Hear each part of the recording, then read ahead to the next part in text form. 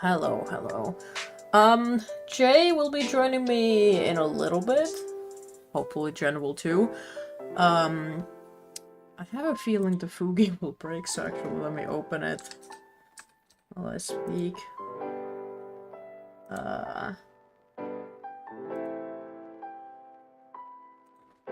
Okay, yeah. Jen is coming, apparently, and Jay has to deal with their child.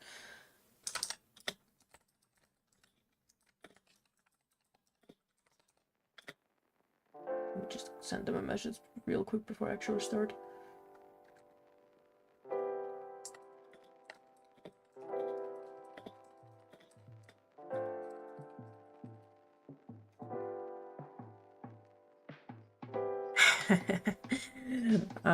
Good to see you in the chat, Toby.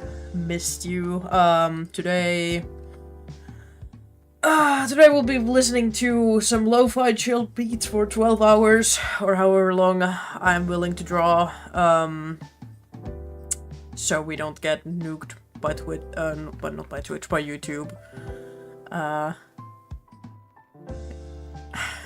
If he the Dungeon of the Master of Loop joining us, yeah, he's going to the web cafe for that. Yeah, hi. I did a little bit work on Ash in the meantime.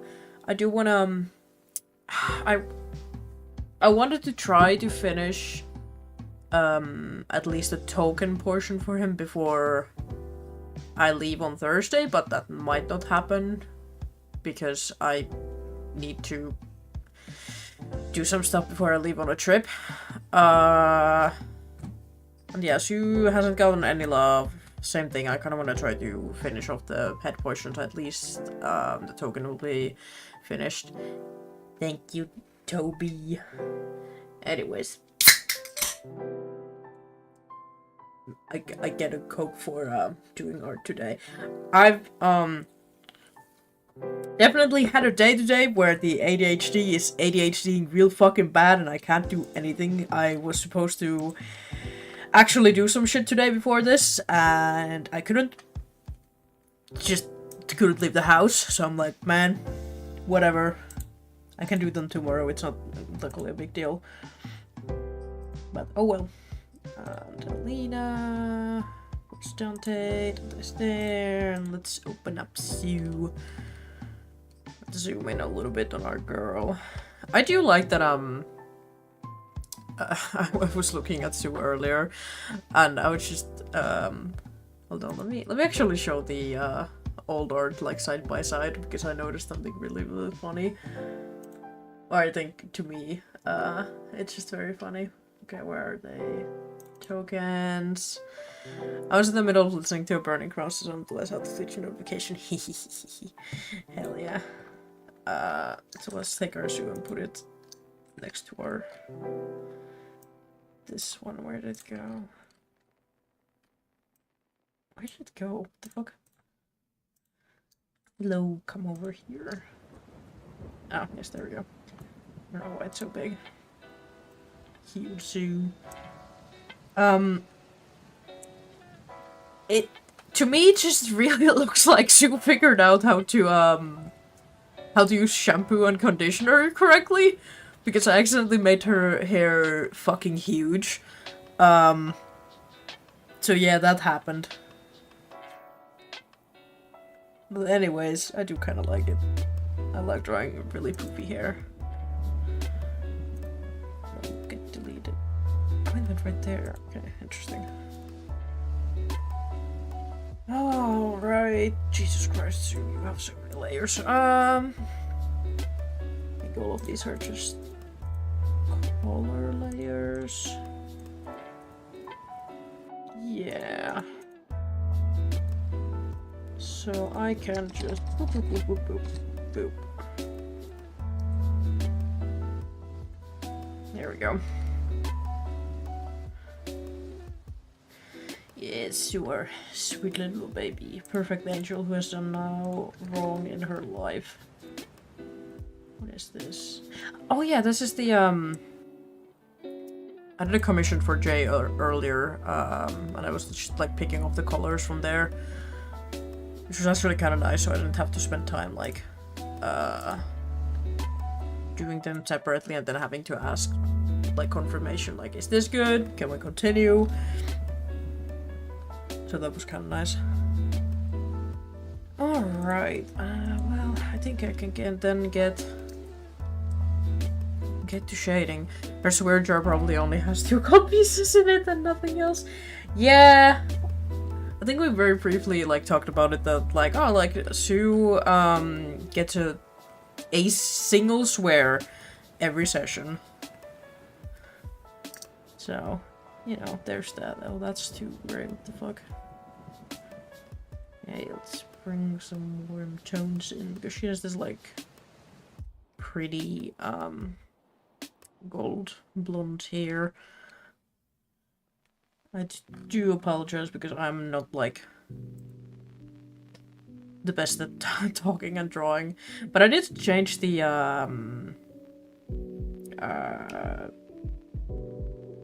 chat's location so it's like right above my monitor so I can actually see out of a corner of my eye when there is a message. It's like the party gave permission to swear. Yeah, pretty much. You know, she's gotta live a little. She's gotta have her fun too. She'd be so mad and look at the party and the party just gives her a thumbs up to say naughty word. Yeah, I feel like, especially the beginning of campaign, Sue was definitely like that. Whereas this version is definitely a little bit more angrier. Definitely a little bit more eager to say some words. Oh man. We are here now, so yippee. Toby, have you remembered to eat today? Had some water. So in Kurai handshake her finally snap and be angry. Yeah. I also feel like Alina would really love to join that club, but you know, can't do that. So she's just there like, yeah, you can be angry for me, it's fine. First in person and burning crown stole my heart, yeah. I really like Sue's introduction, just like, oh, sweet baby angel. Oh, you burned a man to death. Oh no. You did? You ate a sandwich and refilled my water? Hell yeah, brother. Let's fucking go. I am not 100% sure if I had my meds today, but I have eaten food today, so, you know, it's progress. But it's fine. They're luckily not the types where I will suffer horrible consequences if I forget about them. So let's go. Okay. What kind of lighting do I want for Sue? Let me look at everybody else for a hot second.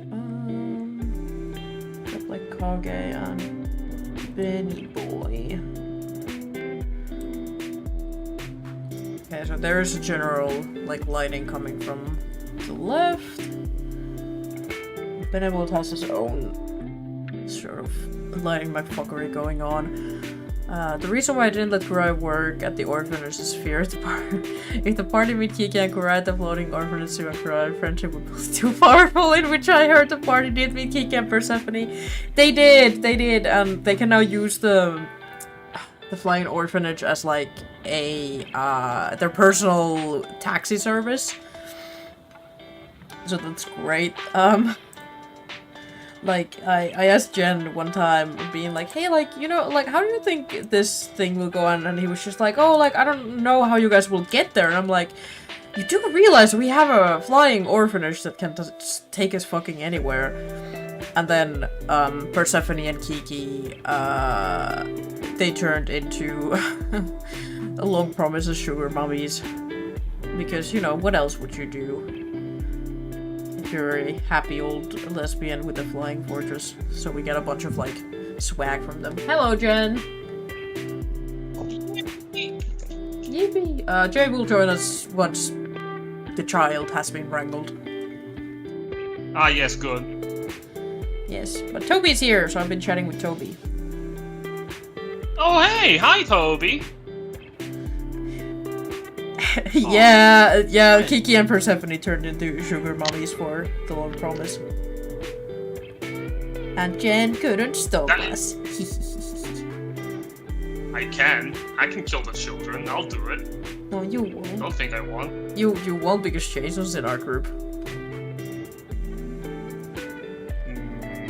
Gotta do it when he's off, buddy. Will he make it next session? Be double checking. Oh yeah, actually let me open up the stream for you. That's alright. Yeah, but you can't hear my music, that is DMC free this time. Thank you. My account will be safe, thank fucking god. Yippee. Yippee.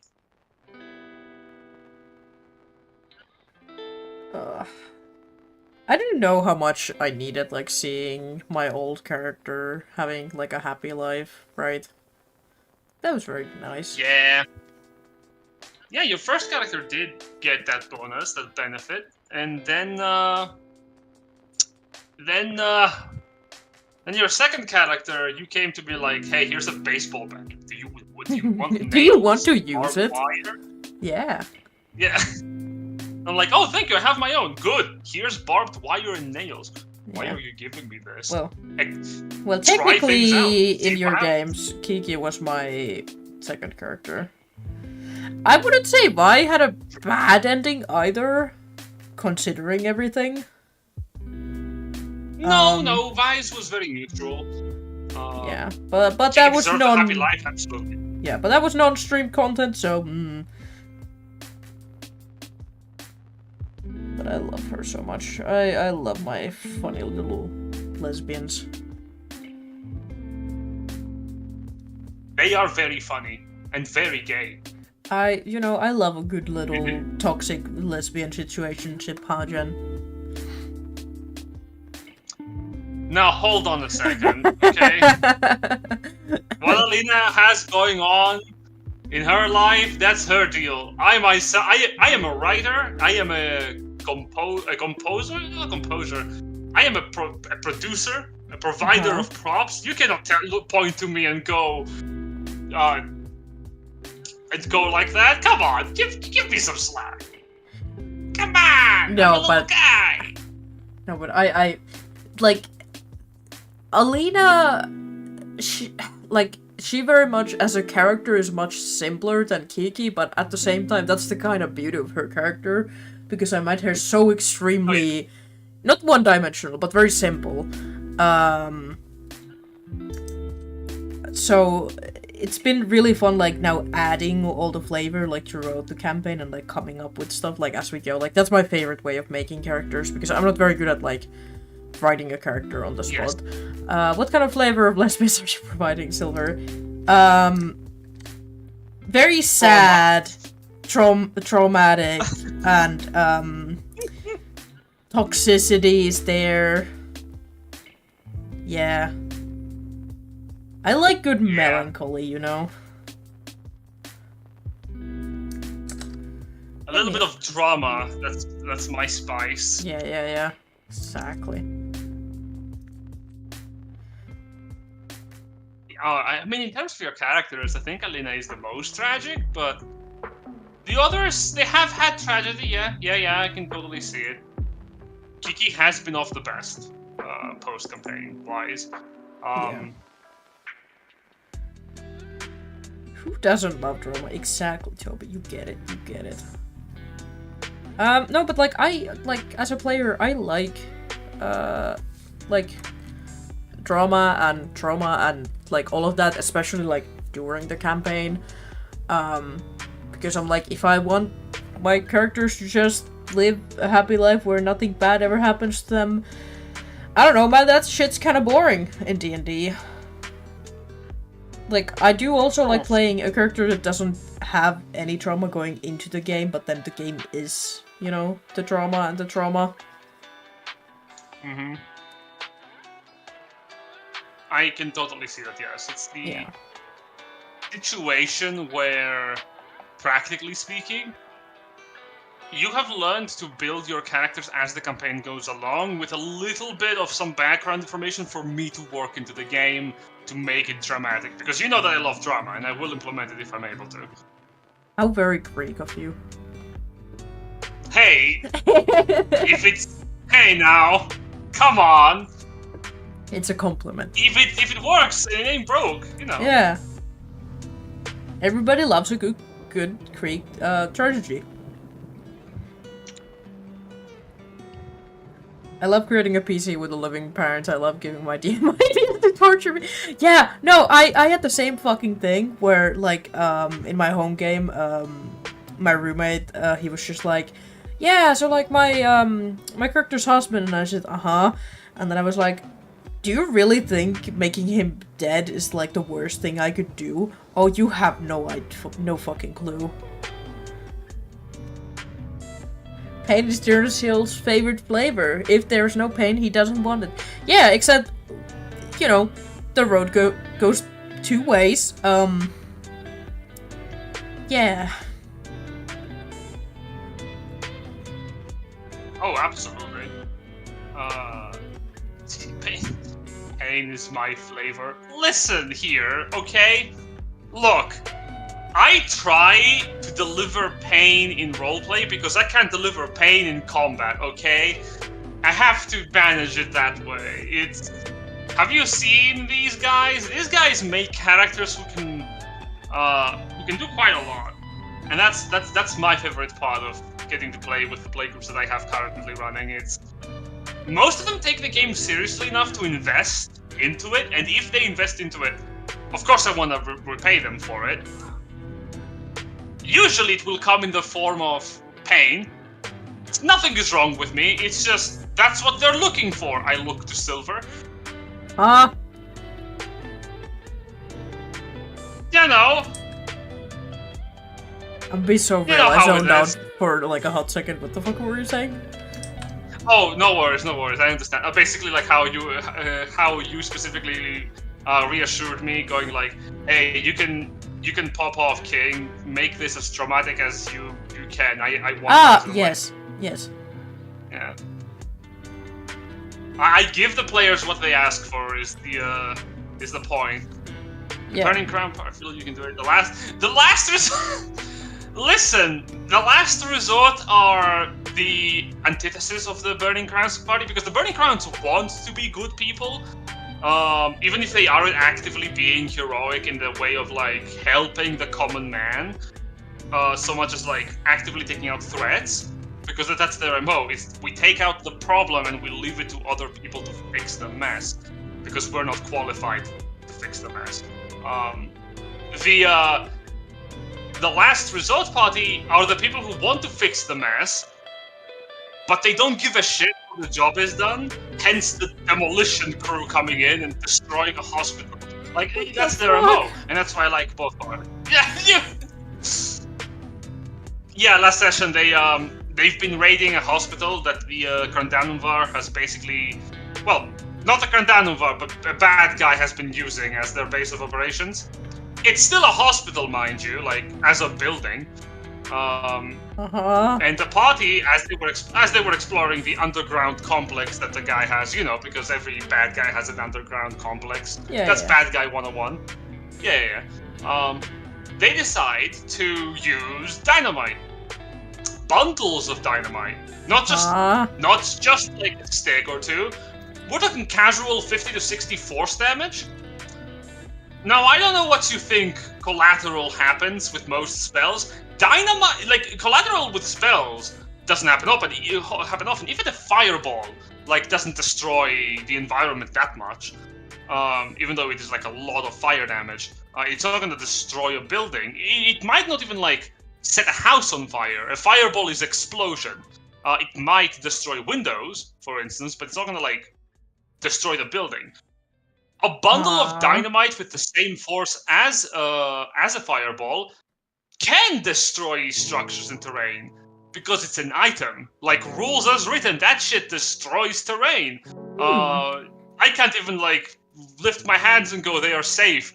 Nah, fam, like, that shit is terrain damage. So they decided, and I warned them, like, you will bring the building down on you. Don't throw grenades. Granted, this came from the mouth of the enemy, so they don't give a shit. That was my mistake. And they did it. They dropped part of the hospital down into a room, blocking their way out, which was, in hindsight, not the best plan, because now they're fighting a Dracohydra, which is like pumped to high heaven, with extra heads. And also Malachi like messaged me being like, oh, this might be like actually a TPK that we're about to walk into. It could, funnily enough. I've been looking at the situation, I'm like, wow, these guys are fucked. But hey, they can surprise me, they can surprise me. Mm-hmm. The real thing is, with that combat scenario at hand, Digby has been neutralized in the sense that his magic cannot work. He needs to focus his actual actions to try and kill Solemn so that he can free himself, because he's currently bound and gagged, essentially. They can kill Digby, I think. I think they can kill Digby. How they kill the Dracohydra, if Malachi is correct in his assumptions, because sometimes he isn't, but if he is correct, which he probably is in this scenario, they need all of them to focus together to bring down the Dracohydra, because I don't remember them having the damage type required to destroy it necessarily. But I do know for a fact that they focused it on turn one, they could just kill that thing in like one go. But I also gambled that Skiff would immediately run for Digby, and my gamble was correct. In that assertion, I fear I'll make a fucked Skiff, like Dark Master's character, because she's dying. But at the same time, it's the way that the combat has to go. They're facing a clever enemy who specifically prepared for the party. So that's what we get. I love listening to this chill music while you're explaining the other party's fucking war crimes. Yeah, I also like how Toby summarized it. If I want humor, I watch Mystery of the Canyon. If I want drama and feels, I watch Burning Crowns. Yeah. At the last resort, be like, yeah, we'll let Cora kill Digby. Also arrested it. Get Digby's ass. Who is Digby? I don't follow the other party enough. Raymond, I know I'm a bad player, but yeah. No worries. Raymond Digby is the chapter master of the House of Life in the province of the Empire of Givaria, specifically in the city of Drakenblatt. He is basically the head medicant, which in United Crowns Alliance terms would make him the noble head of healthcare for the Kingdom of Rubria, for example. Okay. He has been the traitor since session 1, and he is responsible for a lot of shit. He is also basically the big bad of the campaign, if you really think about it, because he's the reason why a lot of shit has gone the way that it has, and why a lot of things don't work. He has been in the background just meddling with everything because he's a megalomaniac, and he wishes to change the Empire in his vision because he feels betrayed by it. Again, shit I haven't been able to tell the party because they don't want to talk to Digby at all, because, he's evil, and that's fair. They are, again, antithesis of the Burning Crowns group in that they don't talk to their bad guys that much. They just try to kill them with great prejudice. Hello! Speaking of prejudice... hello. Hello. Apologies, we had a very angry baby. How's it going? No worries, I'm gonna zoom us out a little bit because we're really tiny. Oh, hello! So, yeah. Oh, that is gorgeous. Oh, now that you're here, I'm gonna show you something really funny that I was talking to Toby earlier here. So this is the old Sue, right? Let me plop her next to the new one. No, don't plop. Don't do this. No. No, it's fine. It's fine. I don't know why she's so huge. So if you look at the new Sue and the old Sue, it just really looks like that the new Sue figured out how to use shampoo and conditioner correctly. I mean, yeah, which is beautiful. We love it. That's fantastic. Oh, we found it. The way to escape the church upbringing. Shampoo, clean yourself. No. Yeah, it's just like Maybe it's something. trauma, maybe it's Maybelline. Yeah, like something in my brain is just like Alina just really looked at her, being like, "Girl, your hair is so flat." Yeah. Yeah. It's a beautiful thing. Yeah, here's Sue So yes, with a lot of hair. she's fucking beautiful as always, Heather. Like Thank you. your art is so fucking good, Silver. Like seriously. Yeah, I gotta say, I don't know why I'm doing this, because I know we have less than 20 sessions left, but I'm like, no, I wanna finish this fucking thing. But I also looked at, because I've been sending some pictures to another Discord chat. I've been working on this for 5 fucking months, and I'm like, that's a really long time. Jesus Christ. I mean, look, it's worth it. It'll at least be like a commemoration, if nothing else, you know? Yeah, like, I like watching, the, like, old arts, the new one, because in this, what, oh, fuck, that's the wrong layer. Fuck. Hold on, let me quickly fix that. Oopsie, not that far. There we go. Yep, that's wrong. Correct layer. I was watching at some point like the first arts compared to these ones, and I'm like, I think this is the first party where the characters haven't changed that much, physically or mentally, except like Dante. Compared to like. Yeah, no, like, physically, Dante was the one who changed a lot because he turned into a fucking skeleton, but it's like, it's still him, you know? So it's just really funny to see how, like, just everybody looks a little bit different. And they just kind of look like they had a glow-up sort of thing. I mean, we did. We got fucking 15 levels of a glow-up. Yeah, you have 15 levels of like backlog trauma. Yeah, well, yeah, but 12 since you started on 3, but yeah, but like looking at for instance the Glorious Goats, there was a lot of like outfit changes and whatnot compared to this one. Yes. So Yeah, I know very little about the last campaign. That is true. We keep. God, it is kind of rude of us to be like, hey, last campaign was this and that, and then Jane in the background as the new person being like, I don't know what the fuck these guys are talking about, but I mean, we were talking about the first campaign that wasn't even streamed, so, you know. To be fair, it's okay, because me having absolutely no goddamn idea what most of you people are talking about is incredibly in character. Oh, God. Let me tell Like, you. it is incredibly in character. Okay, but like, let me tell you how fucking good it feels to play a low intelligence character. Because last campaign I played Kiki, right? She's the warlock who owns the orphanage with her lesbian lover Persephone. We love her. Yeah, she has really high intelligence. Me, Silver, the player, does not have, but I was like really interested in the world building and whatnot. So every time something really important comes up, I could just be like, I can turn my brain off, it's fine, Alina does not understand, it's okay. Because Alina was very much like, I see a thing in front of me, I focus on that thing. Very good example of like last session when Dante looked in the mirror and was like, hey, I want to think about Alina's wife. And I was thinking like, oh man, that would have been like, yeah, like that would have been such a good moment for like Alina to do, but like she wasn't thinking about that because we were talking about other things. And she's like, you know, we gotta do this thing before I can even like have the room in my brain to think about that. You know? I think it is so fitting that Alina did not think about her wife in that moment.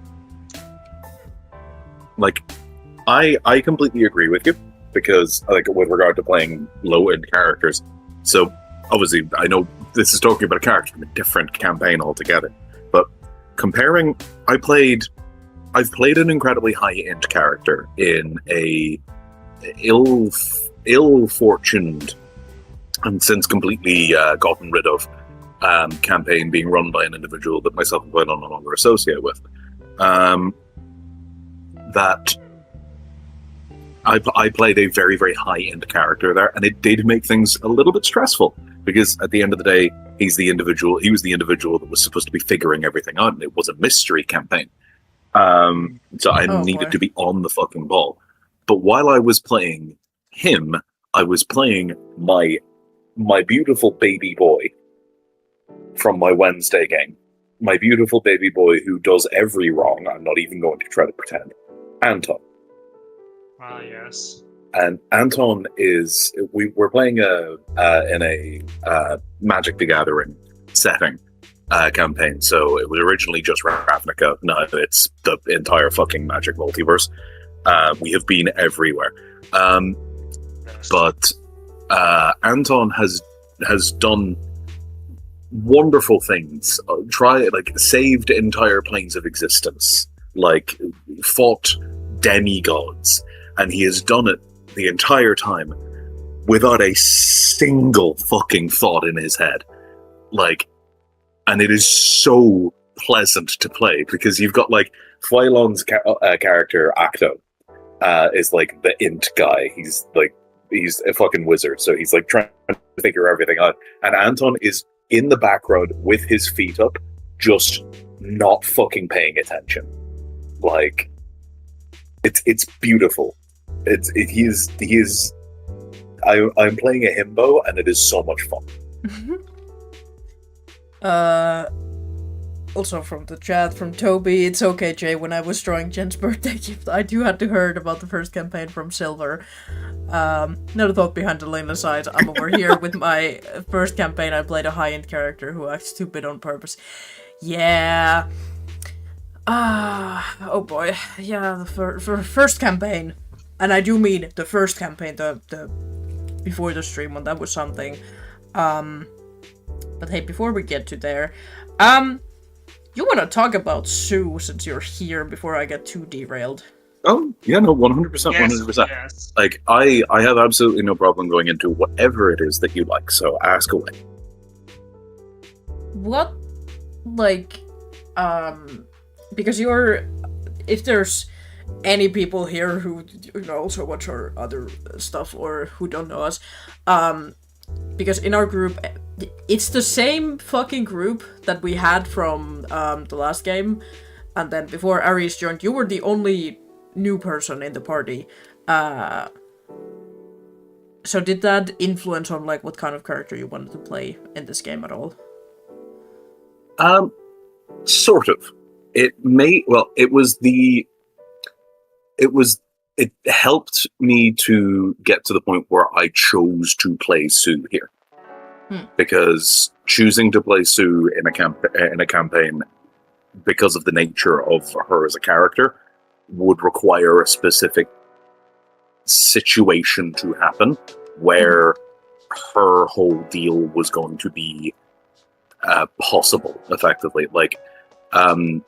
There's not many there's not many kinds of campaigns or kind of plot hooks and things like that where having a character who is completely shut off from the world at large was going to be possible. And even more so, binaural playgroups, generally speaking, I have a greater understanding of the world that is going to be used, because of either it being, say, for example, with Anton, it's Magic the Gathering. I am afflicted with that particular disease, so I understand these things. God, don't play Magic. But I or it's it's the Forgotten Realms or something like that. Because of the fact that I knew literally nothing about Jen's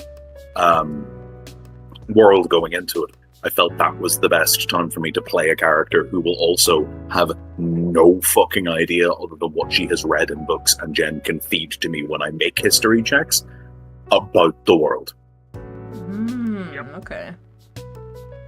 From the chat, how many points will it take to make Sue say a swear word? She has canonically said 1 thus far, so I don't know how many points it is, but I'll let Jen decide that. We should make like a ludicrously high Twitch channel point goal where Sue will say a swear word. Sue has swore. Once. Yeah, once. Once, yes. So Once. I don't think putting it as a goal is for the Twitch is good. I would make a Twitch goal where if it is reached, I can make a situation happen that would make it fitting for Superbia to swear. Jesus Christ. I'm entirely down for that. And Alright. to go back to our point, causing pain comes with people's enjoyment of the game, as demonstrated. Yeah, I've been saying it. I love seeing my precious babies being hurt by the most brutal thing your mind can ever come up with. It's a beautiful thing. Yeah. Sue's a proud owner of owning one gold piece in a swear jar. Yep. Yes, no, it has gone in. It went in actually only 2 sessions ago was the first time that she ever swore, and I did it by accident, but then just figured, no, you know what, she's pissed enough. What was I completely forgot what was the context of that. When she went in to confront Clyde before the whole that's right. like Shard of Ruinous Power thing came, she told him to cut the bullshit.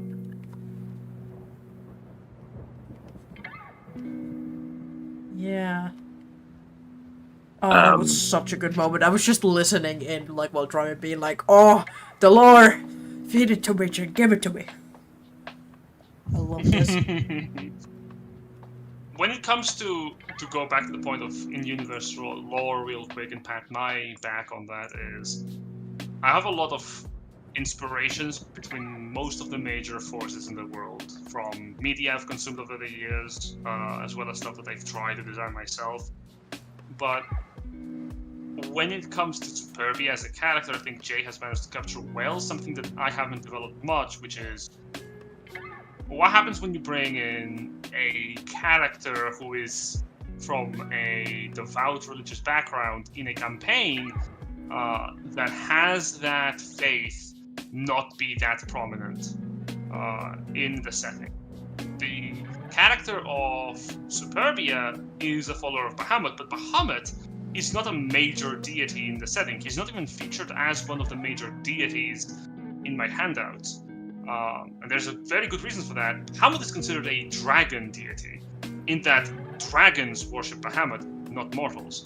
The fact that mortals worship Bahamut is something that is very new, because most gods, their influence is very weak, and to that extent, it is their benefit. It's their benefit to get the attention and, I suppose, like calling it tribute of mortals, because they need it. They needed to be able to function in the universe, in the world specifically of Verse. And Superbia is, whether she likes it or not, an excellent majordomo for Bahamut. Even with the circumstances that have befallen her. And we have talked about it with Jay when he was bringing in the origin for Superbia herself and what kind of character she wanted her to be. So I have done my best to create situations in which that original vision is not impaired, where things happen to Superbia in a positive way, but still keeping it up with my hee-hee-hoo-hoo tormentor, I guess, persona, I suppose.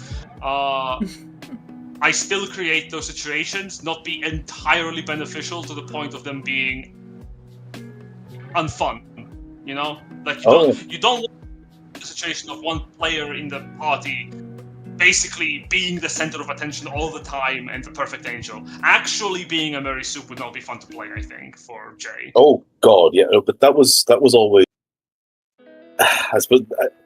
No, you know what? This isn't even really lifting the veil anymore. It's been 15 levels. Y'all have probably figured this shit out.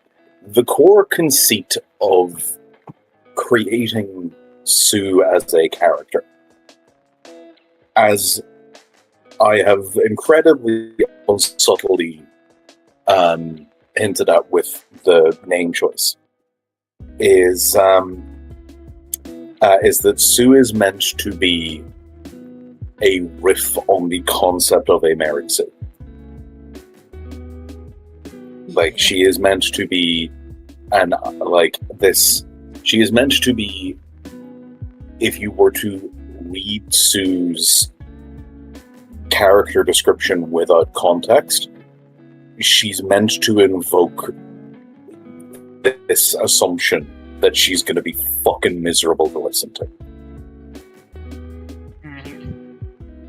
With that in mind, the whole idea was I wanted to create a character who would be set up. Thank you. I will take that. But I wanted to set up a situation where I could play a character who would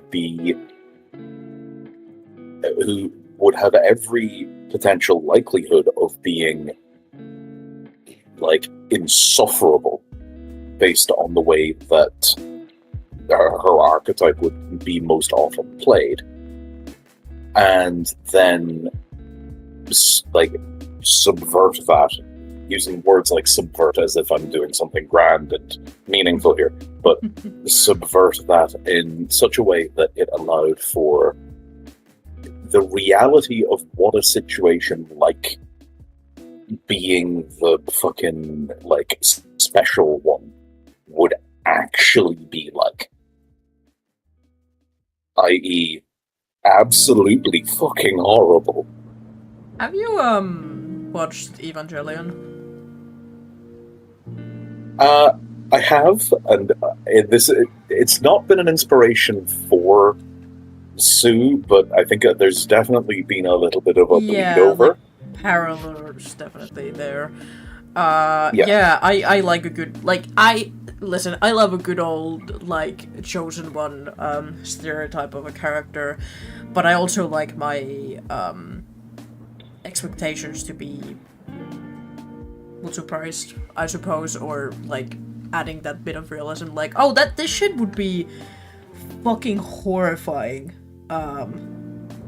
And I really fucking love what happened in the first session of like, it was the first time I don't remember if we had like a proper, like, we all sat down, like, chatted before the game, but it was like the first time we probably got to like know you and like we're listening in your character. I'm like, oh, okay, this seems really cool, and then the bar fight happens and Sue fucking burns someone.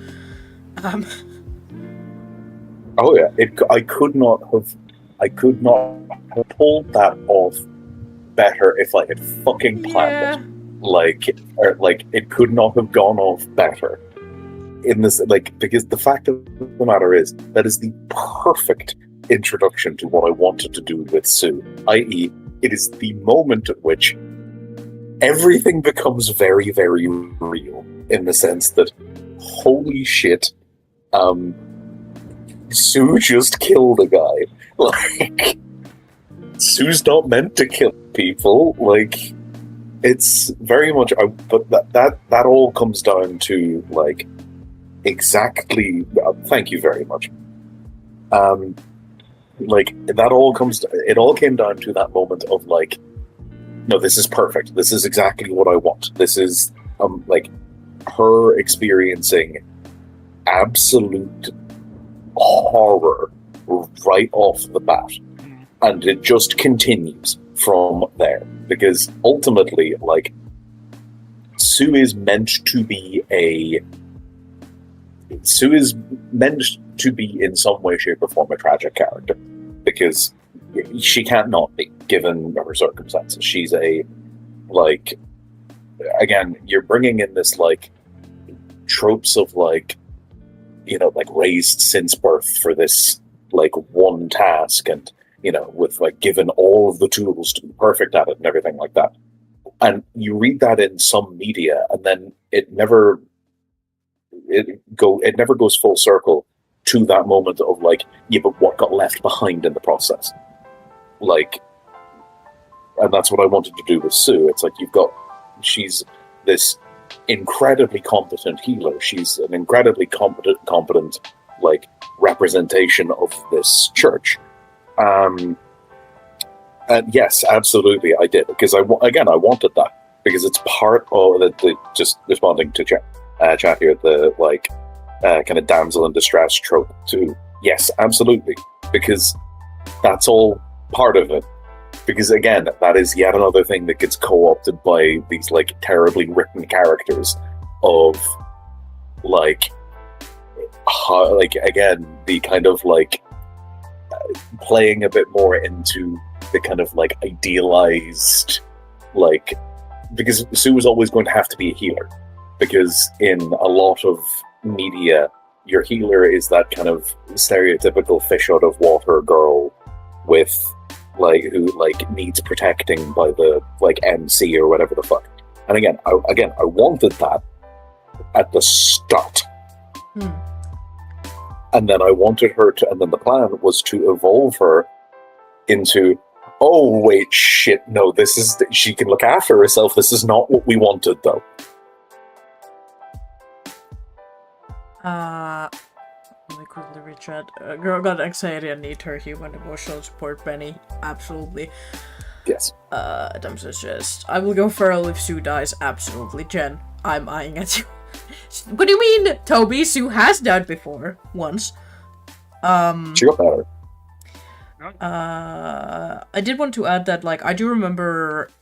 I remember Foylan talked about wanting to make this character that's, like, whole thing is, like, oh, like, I am your, like, sworn protector type deal. Like, way before we started, this campaign. And I was just thinking, like, oh, like, that's really, really cool, and I was thinking about asking him, like, he wants to do something, but then I believe it was Socks who first was talking about that, but then schedules didn't line up, and then I kind of forgot about it, and then you came along, and I was like, oh, this is actually really, really perfect, because you guys already, like, knew each other, from before. I had been talking with Waylon about the creation of Sue for a very long time. Indeed, she was going to be, when she was initially made... sorry, did I cut you off then? No, continue. She was initially made for a completely different campaign. Which one that Foylon was running. As a backup character for the backup character who replaced my... ill-fated little Arcanist in a Pathfinder campaign, who got fucking annihilated. But luckily enough, my large Slavic mountain man that I was playing ended up actually surviving to the end of the campaign. So she wasn't really necessary. But she was inspired by a couple of different things. Her looks were inspired by some of the racial options for Aasimar in Pathfinder First Edition, which are things like how you can roll on a table or choose from a table of like various different kind of otherworldly vibes that your character can have, and one of them was like uncomfortably beautiful, where like you got bonuses to both intimidation but also persuasion, or something like that, because of the fact that like you're really, really pretty but in an incredibly off-putting way. And that was the whole deal with Sue, was when she was initially made, she, like, her looks and her looks in general were meant to be, and again, she's mature, which is, again, that's the important part. She doesn't look like this anymore. I'm sorry, Jay, to cut you off a little bit, Toby. I just looked at the Discord and I saw the picture of like Elena stepping on Ash while Kage's catching her. It's so perfect. Oh my god, I love that. Really the whole last session was so good. I wish I liked animating and didn't hate it with a burning passion. Or had a metric ton of money to throw it at somebody. I'm only seeing these now. Oh, some of these are amazing. Yeah. We love you, Toby. never, Toby, I'm you're not adoring allowed to the leave. You're not allowed to leave us. I'm sorry. I'm adoring the "it ain't much, but it's honest work" part of this from the fucking play that we put on. That's incredible. Thank you, Toby. Yeah. But yes, yeah, she would be initially. Initially, she was meant to be almost like porcelain doll-like. Yeah, I remember. Like thank you you were. kindly, Toby. Yeah, like you were explaining it to me, and I tried to because I've drawn like Asimars before. I've drawn like doll characters before. And it was really fun to be like, because Benevold is also really beautiful, really charismatic, but they're very different from like how Sue is like really beautiful and technically also charismatic because, you know, sorcerer. Where I was like, with the first drawing of Sue, which we can actually see on the screen because, you know, you're still using the old Fugi, is that I used the symmetry tool, so her face is perfectly symmetric. And then I just didn't make her face forward. And then when I made that one like pen drawing where she was like way more draconic looking, and you were like, "That's it! I want that!" I was like, "Okay, let's make that happen then." Yeah. Because again, you kind of you hit on something that I had been kind of toying with in my mind and hadn't really figured out how to do, and then you came out with that around the point that I was already thinking about it, and it was just sort of like, wait, shit, hang on, yeah, no, that's it. Because again, like the whole thing with Sue is, even when she was initially planned, was that she was meant to become, like, she was meant to be a character that would grow into the role that the campaign would make for her, not a character with like a set trajectory, in the sense that, like, I think, Jen, you probably remember this, I had toyed with the idea of like even keeping track of like markers somewhere on her character sheet of like points that would push her towards like certain avenues of development, because again, as I kind of hinted at in chat a couple, or in like the Discord a couple of times, there was a universe where Sue would go or would become completely antagonistic. Yeah, I actually had a similar kind of thing with Alina, where it's not really a secret, I've talked about this before in these streams, where Alina wasn't originally a sorcerer. She was a wildfire druid. That's why she likes fire so much. That's why in the beginning, yeah, like when Valen was near, she would see like green flames in her dreams and like that kind of things. Also, I think she is my first character that I've actually properly been able to use like fireball and whatnot. So it was funny in the beginning where it was like, yeah, like of course you're gonna use fireball. I'm like, yeah, I've never gotten the proper chance to use it, goddammit. So of course I will use it. But yeah, I thought the whole like Valen thing would have been dealt with like a long time ago, and then she would have become a druid instead of staying as a sorcerer. But I'm like, okay, we're this close to the end, I'm not changing her class, and I also really like the subclass. So yeah, but that's why it took time to get there, to be honest. Yeah, that's true. But that's why in her like current art you can see a bit of like red and oranges in her skirt, because I was like, she's a bit too monochromatic. And I also want to point out to everybody, let me get everybody out, I love that all of our, come on gang, is that everybody? Yeah, that's everybody. Nope, where's Volk? There's Volk. I love that all of our fighters are like red. Then everybody's kind of bluish, and then there's Alina. just doing her own thing. Yep. it ain't easy being green. Yeah. I mean, again, without it being intentional, showcases a little bit of the fact that Alina is more of an outsider to the party.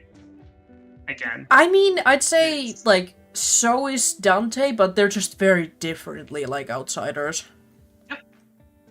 Dante, that's the thing with Dante. Dante has a facade of humanity.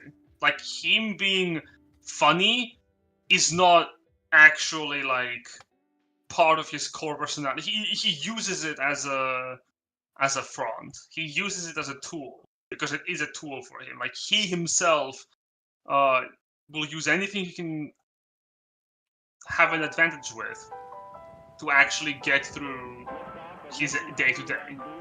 It's again, it's why I like your. Also, I just sorry, I just like I zoomed out and I was looking at, so I'm like, holy fuck, she's even better now, because sometimes when you're doing shading, it's a bit of a trust the process, and I haven't been zooming out, even though I really should be doing that. Bad artist habits, but hee hee. Oh, I also had this question with Ares and Jack. Do you think that because if Sue was a man, would her story be different, or would she be a different kind of character? No, not at all.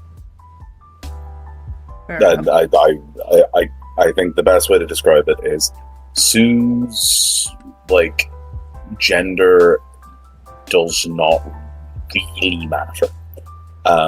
She is, I'll be honest with you, she is a no, pardon, let me rephrase. Sue's gender did not matter at the beginning. It has since very much begun to matter throughout her development, because I have wanted to, how do I put this?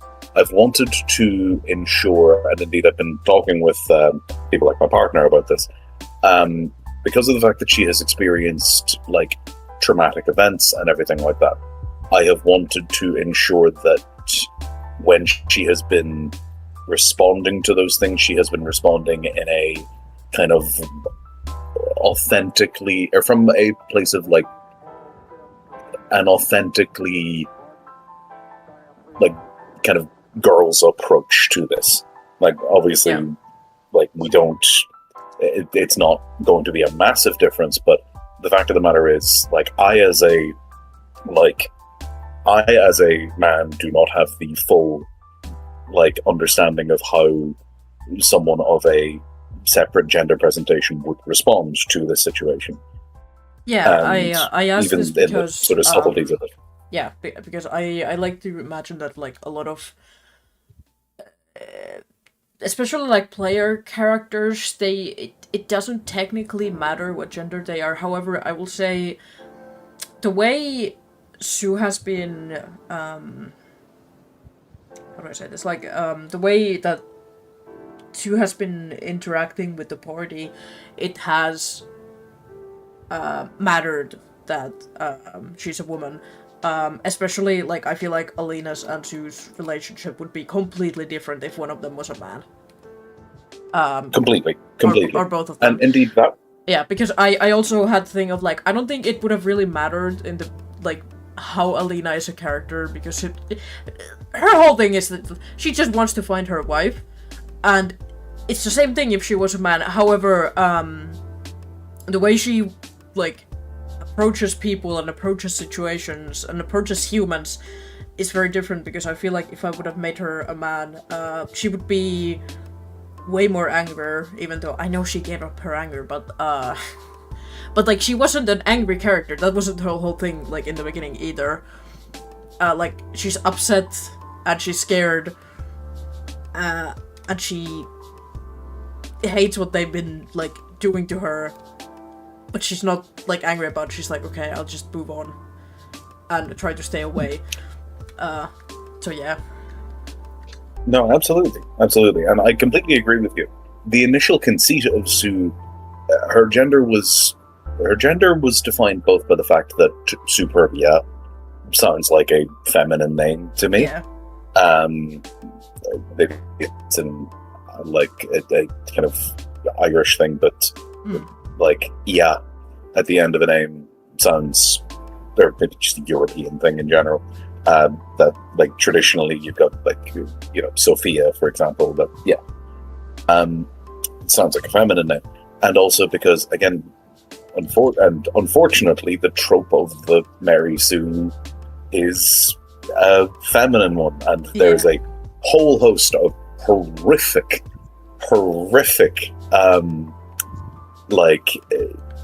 gender politics that go into that, in the sense that it is like the way that the Mary Sue label has been co-opted by individuals that simply just want to cause problems for women in literature is a whole fucking thing, and one that I definitely want to remain respectful of. But at the same time, the traditional like initial Mary Sue was a woman, and I thought it would be a kind of I wanted the subversion to come from the way that the way that her story went, not from the fact that she was actually a Gary. But indeed, a Gary. yes, but no, I completely agree with you in the sense that was the conceit of her being female at the beginning, but it has become an incredibly important part of this, because indeed a lot of her growth has come from places of her being able to experience being a normal girl in ways like, and indeed her relationship with Alina has been a big part of that as well, because again, like, she had her makeover. She would never have had that before because it would have been considered important. She has had like interactions with both men and women on a like romantic conceit that again would never have happened if she had been cooped up still in the monastery. And again, like a big part of this, and again, I cannot thank my own partner enough for her. Not that it required much, but she has put up with me asking stupid questions that I kind of already knew the answer to, but needed someone of the female persuasion to explain to me. She has helped quite a bit. Like a lot of Sue's responses to big, like traumatic events in her past throughout the campaign have been like both kind of myself and Laura speaking through her, in the sense that I would be like, okay, how would you respond to this situation? Because I know how I would respond to this situation. Like, how would you respond to this situation? So yeah, no, her gender has become important, but was not initially important. Yeah. That's a very good answer. And also something to think about is that if Superbia or Benevold, if they were, the opposite gender, I feel like there would be also a very different dynamic. I feel like if Foylan decided that Benevold was actually a woman, there would be more of a motherly relationship, whereas I feel like Benevold and Sue is more like a sibling dynamic. Oh yeah, no, Benny is very much her big brother. Also, yes, no, thank you, Toby. I will take that label with pride. No, Sue and Benny are very much kind of a sibling relationship. Now, like, Sue, I suppose this is kind of meta knowledge, but like, it's fine. Hi, Laura. Amazing name. Welcome to the stream.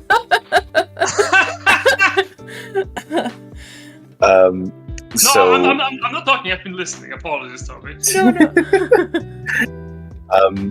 But yes, no. And once again, I thank you very much. Like again, that she has been a great help in making Sue feel authentic. But what was I going to say? Yes, no. Like, it's kind of meta knowledge, but like Sue 100% would have been, like, for a very long time, until that scene in the monastery where she and Benevolt were talking about Benevolt technically having a partner back home. Once again, that was a little bit of a more pivotal moment for Sue, in the sense that, like, Oh yeah. it wasn't, how to put this, I didn't make it very overt, but at that moment in time, that was very much a moment where Sue had to come to terms with the fact that she is not Benevolt's primary female companion. Yeah. And there was never any romantic tension there between the two of them. But at the same time, she would have been dealing with some very strange, confusing, and conflicted feelings about that. Because, okay, he has a partner. Well, yeah, of course, like, we're not together. But, like, could we have been together? Mm-hmm. No, probably not. That would have been weird. But okay, but if a relationship doesn't look like this, then what's different about her partner? And why am I jealous of her? Because I shouldn't be jealous of her. But why am I jealous of her? And that was the debate going on in her mind. And obviously she's gotten over it. But there was that feeling, or that initial feeling of, like, I don't know how I feel about, like, I don't know how I feel about that, because that means that I'm not the woman in his life, and he's the closest I've had. So how do I feel about that? Yeah, I feel like that was also a good moment for the, I guess, party being like, because Benevolt always puts up this, like, front of, like, what kind of person he is. I'm not saying that, like, oh, he's a stinky liar, but more than that, it's always been very much of, like, this is Benevolt. Benevolt worries about Sue a lot. Benevolt cares about Sue a lot. Benevolt has other women in his life, crazy. He has a family, crazy. So those are very, like very, very good moment of, like, roleplay and whatnot. Yeah, like that's the good part, is, like, when you have characters who have more links to a background that goes beyond what is necessary for an adventure. That's always really good for character depth. Like, let's look over at the characters we have at the party. Again, with Benevolt, there's a family waiting for him back home that he hasn't seen in years. At the very least from their perspective. Where in contrast, Superbia, her family is with her, like, all the time. There isn't much for her to look back to, beyond the party, at the moment at least. Absolutely.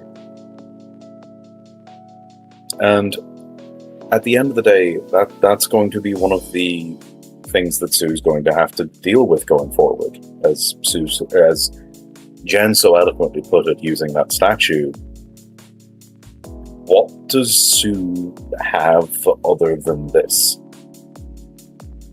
She can't go home. She can't stay here. So what happens when all of this ends? And indeed, going back to the whole idea of, like, the ways in which Sue's character could go. So myself and Phyllon have done quite a lot of writing around a setting of our own making. Now, we've neglected it for quite a long time because both of us have had various other things going on. I have... Oh, sorry, I'm catching up on chat. I just love the moment you, for Sue so much. It shows the growth of she's going through with her feelings. Yeah. Yeah, like, again, that's been a big part of it with her, is, like, her dealing with the idea of okay, maybe I'm not okay, and how do I go about dealing with the fact that I am not okay? And unfortunately, maybe that's going to need to wait for a while. But yes, in that setting that myself and Phyllon have been working on, obviously we've been dealing with a lot of like the idea of our like evil aligned outsiders, and one of them, in fact the primary one, and not primary but the kind of face of that, is a character that we are referring to as Amaryllis, who is a kind of bizarro version of Superbia. Bizarro Superbia. Because, again, Sue was always meant to have the potential to go in either direction based on how things went with her story. Like, I had always planned for the idea of Sue either becoming, like, going very much towards the, like, good aligned side of things, or very much the other fucking direction, depending on how bad things got for her. And indeed, I'm very pleased with the way that Sue's story is currently going, because the fact of the matter is, that potential, based on what we've been learning about her, is still very much present.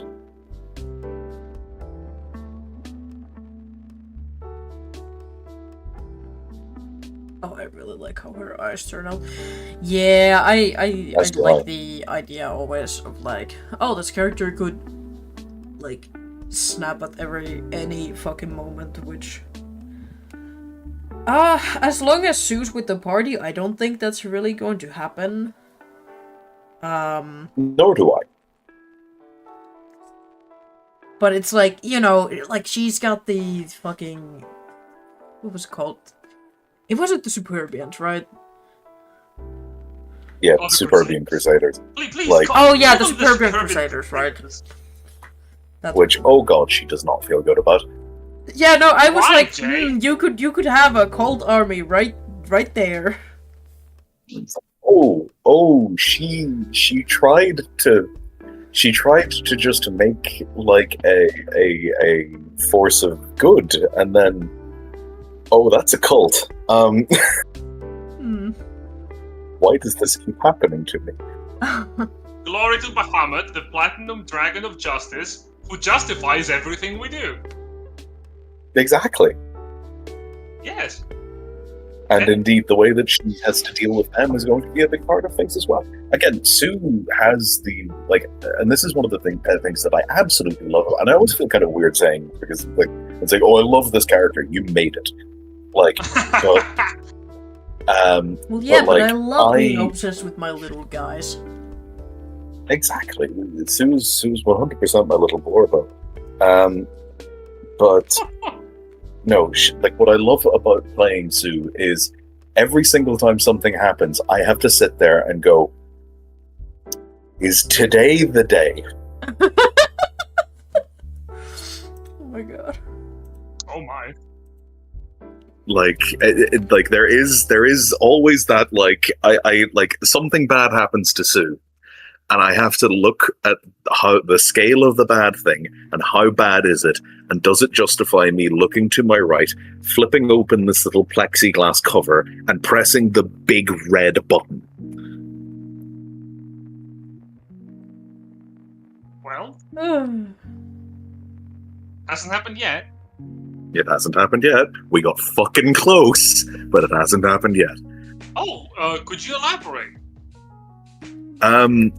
Well, the art that Silver did of her that I commissioned is Damn it, very much kind of.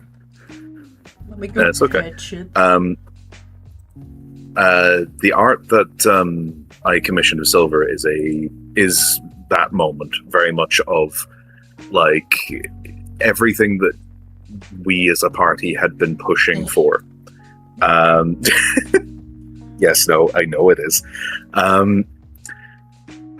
everything that we had been pushing for as a party had been going to this moment of we have saved the capital of Rubria. We have fixed the, this art, which, oh my god, I am still completely fucking obsessed with this. Well, there's something really funny. Sorry, I'm eating a rice cake too. It's okay. So, every time somebody commissions me something, there's like a good 90% chance that I will do it while I'm at work, and this was done 100% while I was doing my day job, because I do have a lot of time during my job.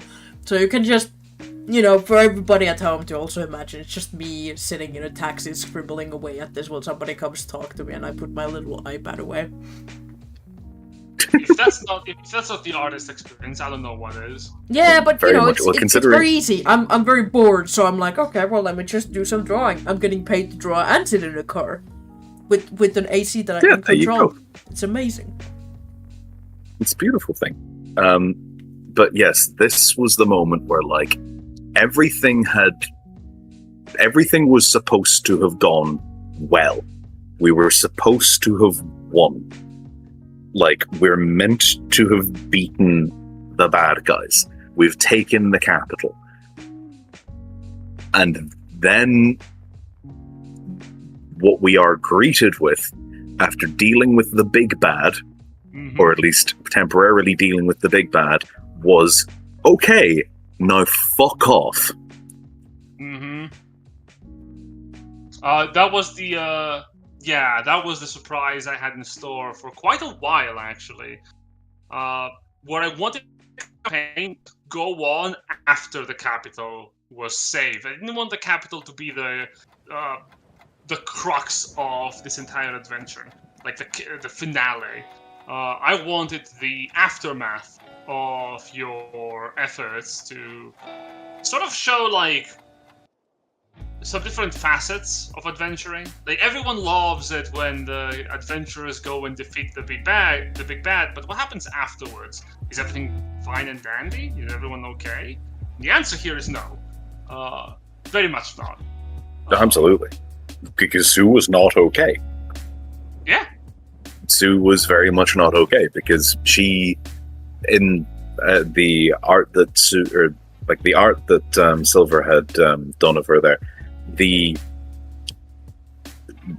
moment there was her going, I have just let my emotions get the better of me and have just threatened the king of the nation that we are fighting to protect with retribution should he be should he come for us. What the fuck am I doing? What just happened? How do I process this? I just did something horrible, but also I 100% think that I am justified in what I just did. But what I just did was really not an okay thing to do. Yes, what I did was wrong, but why did it feel so good? Why does it feel so right? And also, it was also apparently I can do this now. Yeah, it was also very interesting because I wasn't there when that happened. Sue better get some therapy after this whole campaign. Yeah! Oh god, yeah. Yeah, Man. Actually, before I get to my point, Jen actually did in our previous campaign. We had a session where we had, everybody got therapy. It was actually really cool. Generally, we had some downtime and everybody got a therapy session. It was great. Yes, he did indeed have it coming. Yeah. But what I want to say is that I wasn't there, so I was watching the session through a VOD after it happened. And it was really interesting because it was such a little moment where nobody else was really talking to Sue and nothing was really happening, but I clocked in immediately oh, this is a really big moment for Sue.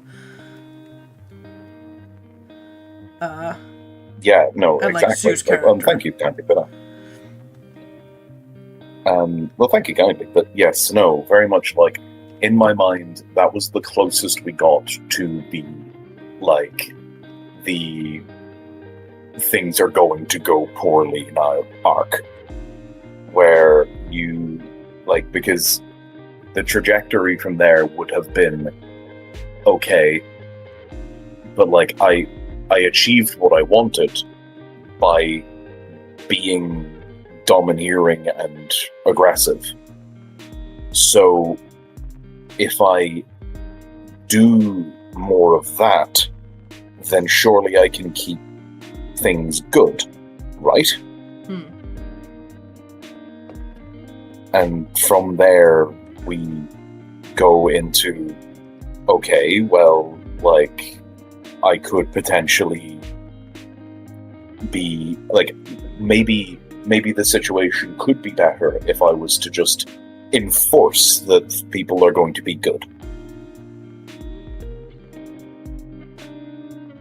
So that's very much the risk here of, like in that moment. Obviously, that moment is now past, and it's not really the risk anymore. But yeah, like at that moment in time, the potential fallout would have been if I simply continue to ensure that people are too afraid to be bad, then everyone will be good. Mm-hmm. Hello, Batman. I mean, yeah, I suppose that is it, isn't it? Yeah. And Toby, it was such a cool session right there in the previous campaign. It was a party out there saving the world, and their body will be okay after healing and resting, but will their mental state be okay as well? Therapy session, ooh. Yeah! Yeah, no, for real. I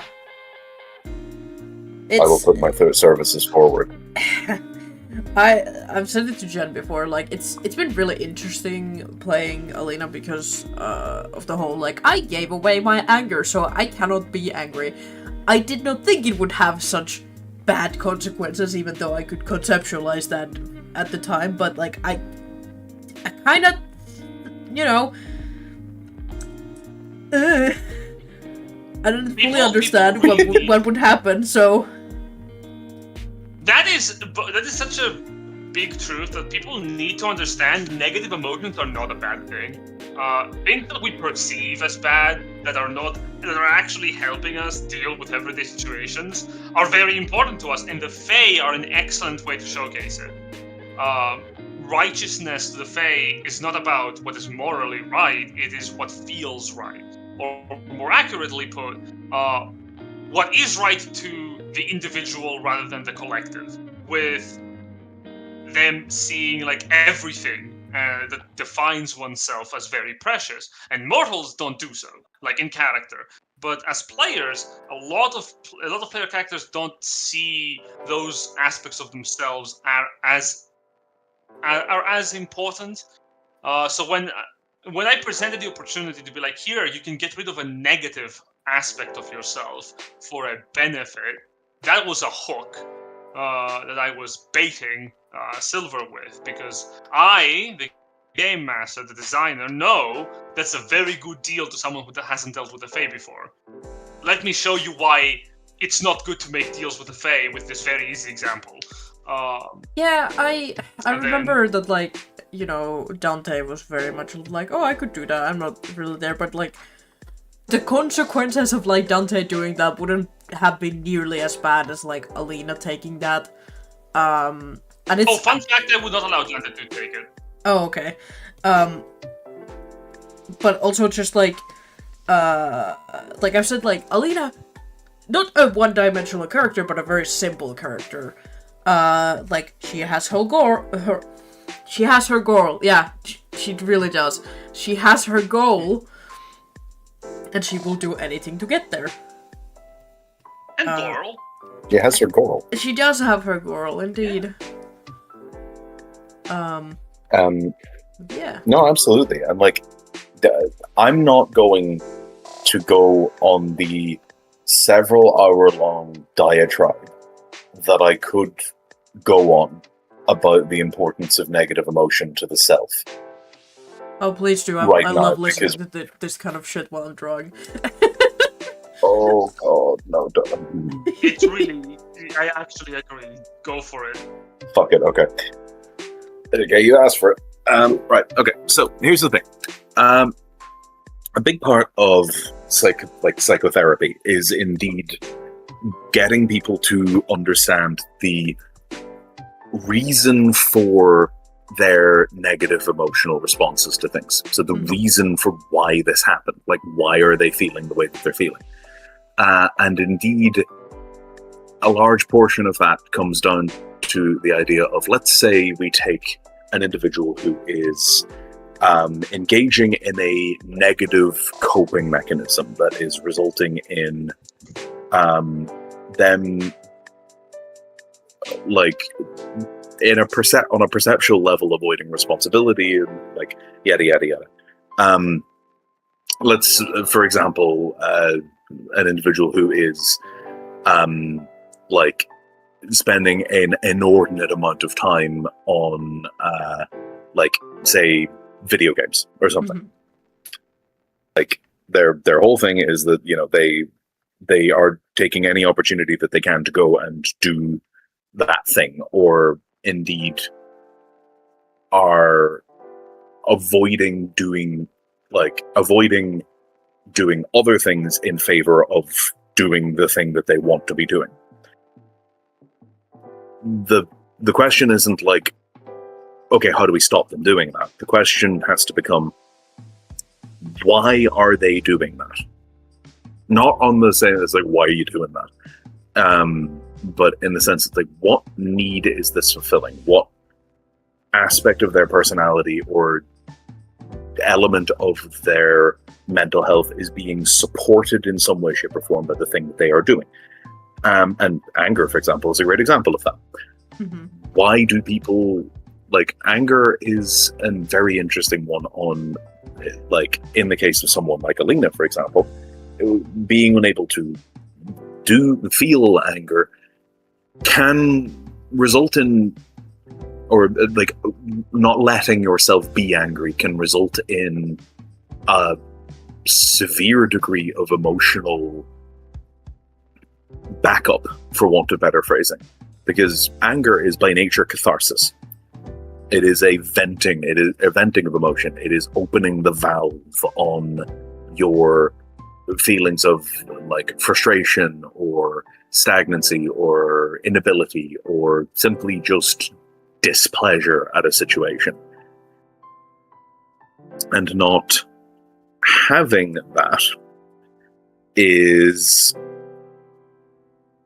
has some serious consequences for the fact that, well, simply put, where do you get that catharsis from that anger would be giving you? What do you do instead? And indeed, an individual who, like Alina, who would be unable to feel those particular things, would need to find some other form of cathartic response to gain what anger would normally give them. So what we end up in is a feedback loop of things like the development of potential both physical and emotional addictions in order to replace the relief that can come from those things. We can end up with a significantly larger chance of developing things like anxious responses or depressive responses. Anxious in particular, because at the end of the day, it is still anxiety is a catharsis in certain ways, in the sense that anxiety is something that can allow people to gain some strange relative to relief out of overanalyzing a situation to the point at which they feel as though they are more in control over a situation that they do not necessarily need to put that much effort into. So yeah, no, one of the more interesting things that can happen when it comes to like the concept of having given up an emotion is, okay, well, what takes that place? Because the human mind really, avoid. yeah, sorry, I want to comment on this. Okay, that's really Okay. interesting because, of course, there was a couple of like things I thought about other than. Yeah, he's had a lot of experience witnessing this. I can tell.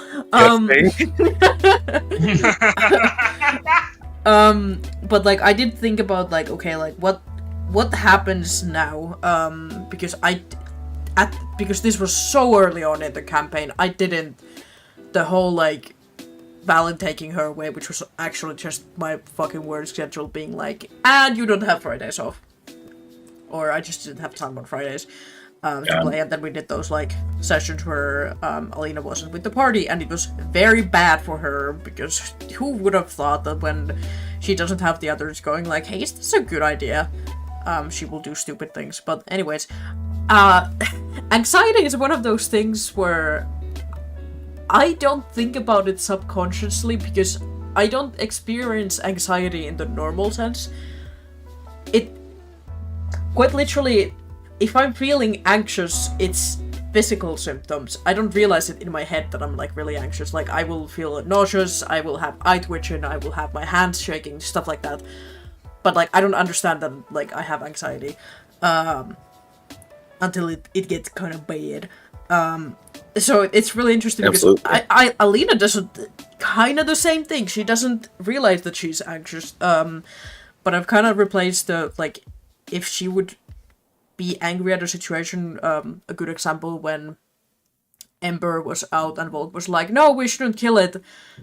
Like, Alina wanted to shout and scream at her, like, what the fuck, like, it's a red dragon that burned the city, like, what are you talking about? But instead, it was just this odd calmness, that just kind of swept away instead.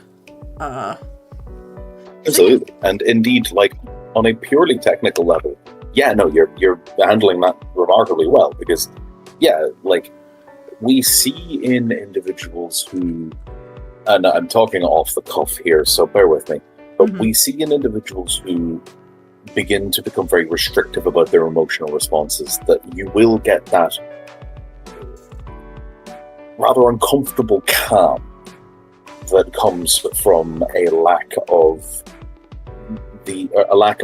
tangible emotional response, where like you'll see a lot of people who, for example, are suffering from depression of various different forms, because depression is a catch-all term for a multitude of different disorders. But you'll see in individuals who are suffering from depression, for example, where even they themselves would be surprised about how little they are responding to a situation. Because, again, that emotional deadness can come in many different forms. For example, we see in individuals who've engaged in what is referred to as compartmentalization or compartmentalizing, where they are deadening their responses to certain things or locking their emotional responses down, or their indeed their memories and things like that down, to not deal with them, where they'll just kind of disassociate from a particular situation because there isn't really a response there anymore. So yeah, let's take a different emotion, for example. If you were by all means, Toby, by all means. Look, at the end of the day, I fucking studied this for long enough. I may as well come out with it. But you let's take another emotion away. For example, let's take another negative emotion away. We've seen, for example, in individuals who, we've seen, for example, in individuals who have stopped being able to feel, for example, physical pain, that there can be a significant issue there by virtue of the fact that you will begin to lose your perspective of the world around you in terms of what is dangerous and or what can be are what you should be avoiding. In the sense that, for example, it has been proven that quite a lot of the people in the real world who develop disorders that either reduce or altogether take away their ability to feel any kind of physical pain response, that a lot of the time they will end up just accidentally dying because of small, usually treatable wounds, or damage to their body that they weren't even really fully aware that they had experienced, that will end up going septic, necrotizing, and then killing them.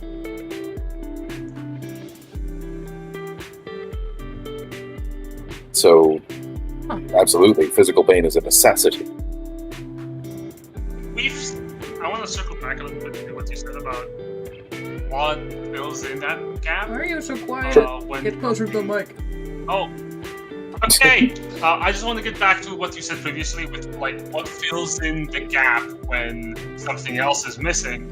I want to point to Alina and go with her inability to hate, she has really fallen into that single-minded drive, that focus.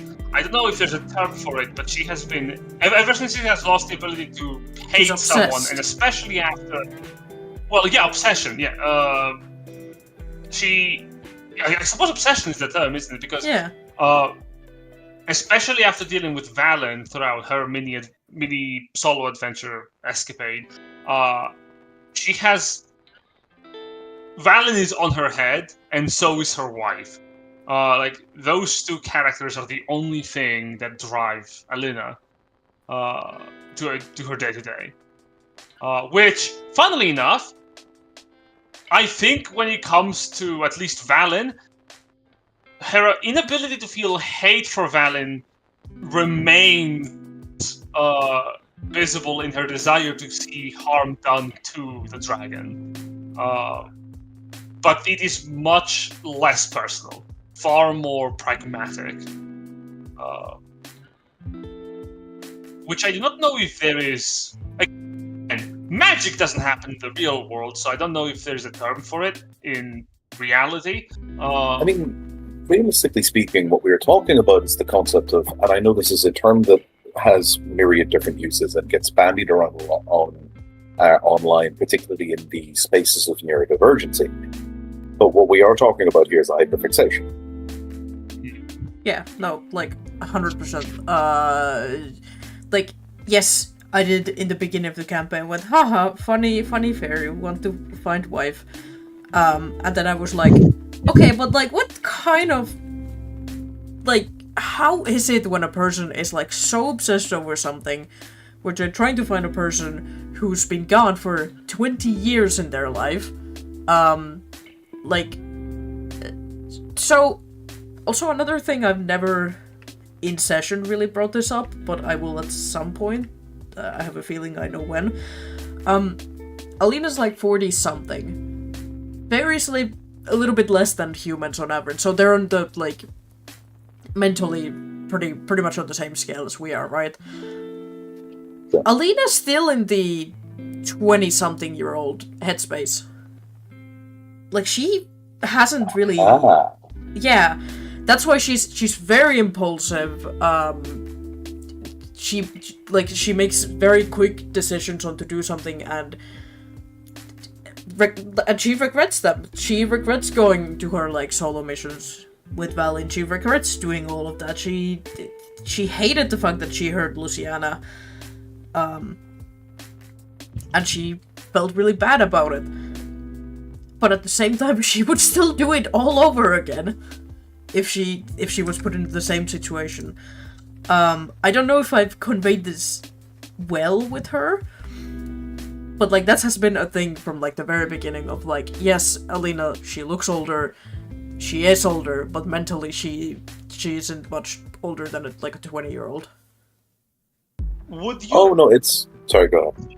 No, if I may interject, would you say that is a lack of remorse, or the inability to actually feel bad about those actions? Because those are different. No. She feels bad, she doesn't like that she's done them, but at the same time she's like, I've worked too fucking long and too fucking hard to achieve what I want. And if this gets me closer to my goal, then so be it.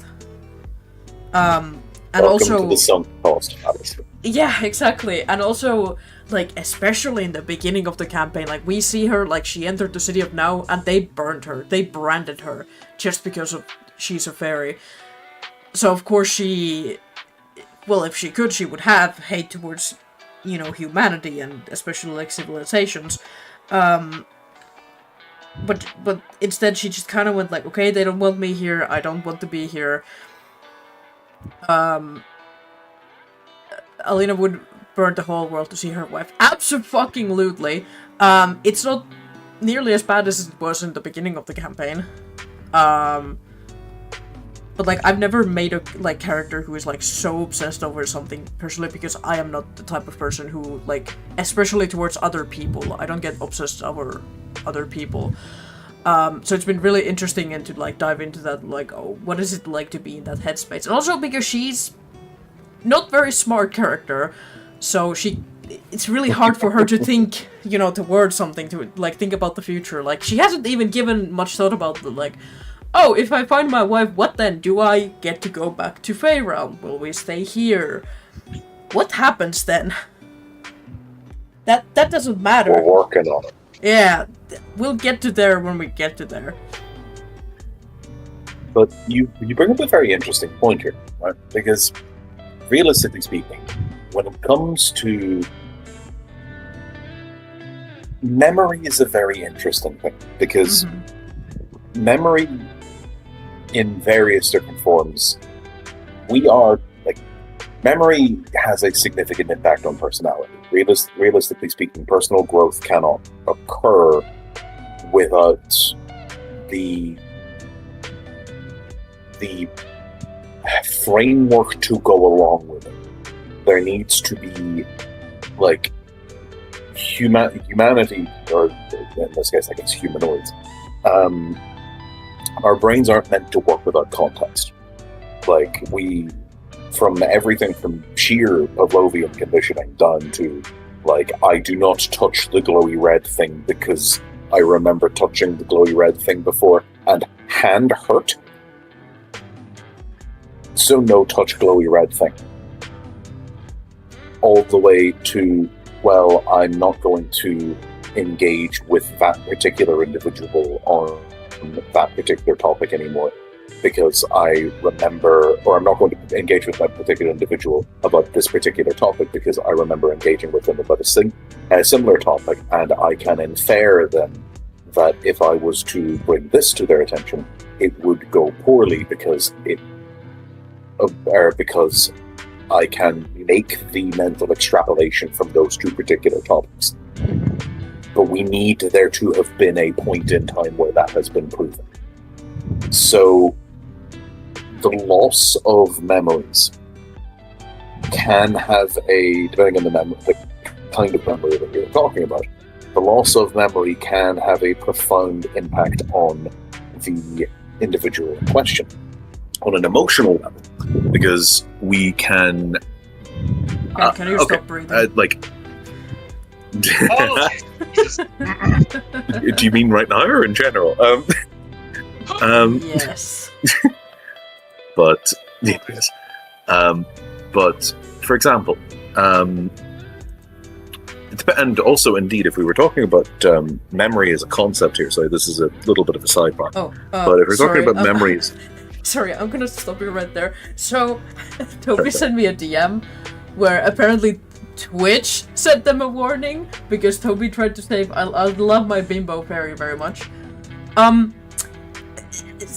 Yeah, side tangent. Apparently, bimbo and twink, Twitch does not like those words. I tried to make a clip of UJ saying, I want to obliterate this twink when we were talking to Karatos, like, for the first time. And Twitch was like, nah, and I was like, what word doesn't it, like, obliterate? No, it was twink. That's very funny. Yeah. the T word. Fuck, he is. No, absolutely. That's very funny. I do apologize. That would have been a great. That would have been a great clip. I know. Anyways, yes, please do continue. Okay, so memory is. If we were talking about like, if you were to using like actual real world memory things, like memory topics, and particularly forms of amnesia in general, can actually result in some very interesting situations. For example, you've probably come across the trope before about like individuals who have like lost their memory, but whenever they like pick up a sword, suddenly they're like an expert. That is significantly less of a fantasy than I think a lot of people think it is. In fact, we have real-world examples to point to the idea that actively would be the way that works. Motor memory, so like our ability to move and to perform physical actions, is stored in a completely separate part of the brain to episodic or various other different kinds of memory. And indeed, we have a case study explicitly about it, and I am going to sound like every first-year psych major whenever I bring this up, but the case of one of the most prolific examples of how memory loss can affect the human body is the case of patient HM. So HM was an individual. He only actually died relatively recently. He was an individual who, in his 20s, was diagnosed with epilepsy and was offered a couple of different options of how to deal with that. Now, you are all familiar with the concept of lobotomy, yes? Mm-hmm. Yippee! My favorite. I know. A lobotomy was performed to remove because this is something that you can technically do, to remove the offending part of the brain that was causing the epileptic seizures. And HM woke up that morning after the procedure, and then woke up the next day. He woke up that morning after the procedure, proceeded to go about his business, and then woke up the next day with no memory of anything past the point of having woken up from the procedure. And that continued until he was in his late 80s. He lived the same day over and over and over again for the next, I believe he was in his 20s when this happened, for the next 60 plus years. So he was unable to form new memories, full stop. But obviously this is where things get interesting. He was unable to form new episodic memories.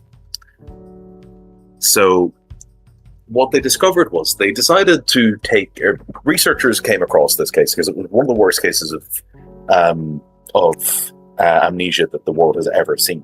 And indeed, his brain is now in storage. Like we 100% wanted that man's brain, which is a statement that I love that we can make. But they give me that man's brain. We have fucking dissected it. We have vivisected it. It's great. However, what they did to try to work on this or to try to do some research on this, is they spent a day teaching him how to mirror write. So by like making it so that he could only see his hand in a mirror, and then told him to write something down. And obviously he was absolutely horrible at it the first time that they did it, and indeed multiple subsequent times he was horrible at it. Until such time as suddenly he became not horrible at it, and then became very good at it, and then became an expert at it, and had was sitting here going like, well, I don't know what to tell you, boys. Like, I'm apparently I'm just a dad hand at this. Because it turns out that motor skills or physical skills, the memory of those skills is stored in a completely different way to our actual, like, episodic, like, these are things that have happened to me memories. So, no, it is 110% feasible that, because, and obviously that answers a lot of questions about, for example, how individuals who have lost their memories of learning to drive can still drive, or the reason why people remember how to walk and how to talk and how to do all of these various different things is because those memories aren't stored in the same place that your memories of your 5th birthday are.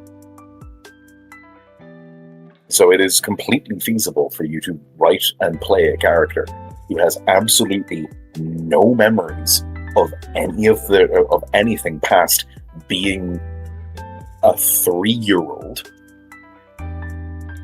but who has class levels in something, provided that those class levels have nothing to do with them being able to remember specific instances. For example, I don't necessarily think that you could do that with a cleric or a wizard, because it would need to be either a physical or an instinctual thing. You could do it with a sorcerer. Sorcerer, druid, stuff like that. Maybe barbarian. Yeah. Barbarian in particular you could do, because that's an emotional response. That's completely fun. But yeah, no, memory is a very interesting thing on a psychological level.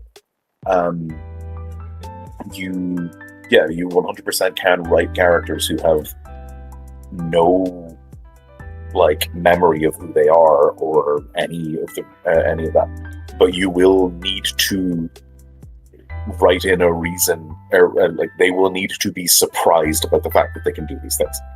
They're not going to be able to be like, oh, this feels familiar. It's going to be like, yeah, this feels familiar. Why the fuck does this feel familiar? Why am I able to do these things? Yeah, so funnily enough, there was a bit of, like, Alina, where I had played a character before who, he had lived, and then he died when he was a child, and then when he was brought back, he was much older than he was, so even though in the game he very much looked like I want to say max 18 to like a 15-year-old, he was still mentally very much in the pre-teen level. That was really fun to play. I wouldn't do that on stream because I have it's weird playing kids, especially on stream, but it was fun, like, in a home game where there was like 3 players and the DM. But like, Alina has the, like, opposite of a fucking thing, where it's like she's much older, but she does not act like a 40, like, I think she's like 43 or something year old would act. Absolutely. Like, and it's interesting. It's interesting you bring that up, right? So, okay, this is gonna sound kind of fucked up, but this is actually something that I still remember to this day. For those don't I obviously I am a psychotherapist. Like, no fucking way, dude. But I know. I would have never guessed. I thought you were just super into mental health, man. I mean, that was it before I spent the fucking money. But no, but I am also the child of a psychotherapist. Okay.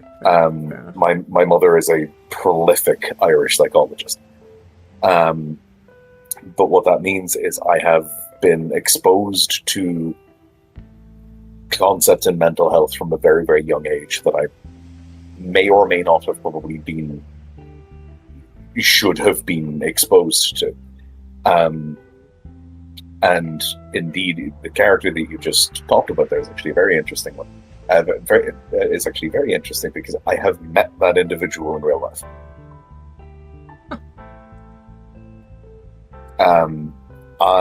When I was 11 or 12, unfortunately, for various different reasons, these memories are a little bit hazy. But I was either 11 or 12, and my mother got called on an emergency while we happened to be driving somewhere. And it wasn't the case that we were driving back from visiting my bio father in Belfast. And we were going back to Donegal, so that's a 2.5 hour drive. And we were midway through this journey when my mother got a call for basically an emergency call out, which she unfortunately had to take, but what that meant is obviously I was with her. So she basically told me, look, like, I'm going to need to go in here. You can either wait in the car or you can come with me, but I'm to go into this house and I need to speak to this man about his partner. And it'll only take a couple of minutes. I just need to assess the situation. And you just need to either stay in the car or just be quiet. So I was like, okay, I'm not staying in the car because I've been in the car for an hour and a half at this stage. So I got up and I walked with her to the to this house. And in the process, at the time, I had absolutely no bloody idea what was going on. But I just remember being in, like, listening to my mother talk to this individual about their partner. And then being stood at, like, the front door of the house, looking up at an individual who was almost certainly in their mid-40s, who was peeking around the corner of their staircase. Who would peek around the corner of the staircase, like, catch my eye, giggle, and then scurry backwards, and then would occasionally, like, eventually peek back out. And indeed was very much basically just acting like a child. Mm-hmm. Which is, when I put it like that, sounds quite creepy, and indeed it was at the time. But it basically got explained to me eventually, when I was much older, that what was going on in that situation was that individual's partner had developed effectively, like, I've never been given the actual diagnosis because obviously, of course I haven't, but that individual's partner had been experiencing some significant emotional and mental regression issues due to various different problems that they had been having with their past and various different traumas that had compounded into basically a situation where occasionally this individual would regress back to around about 6 or 7.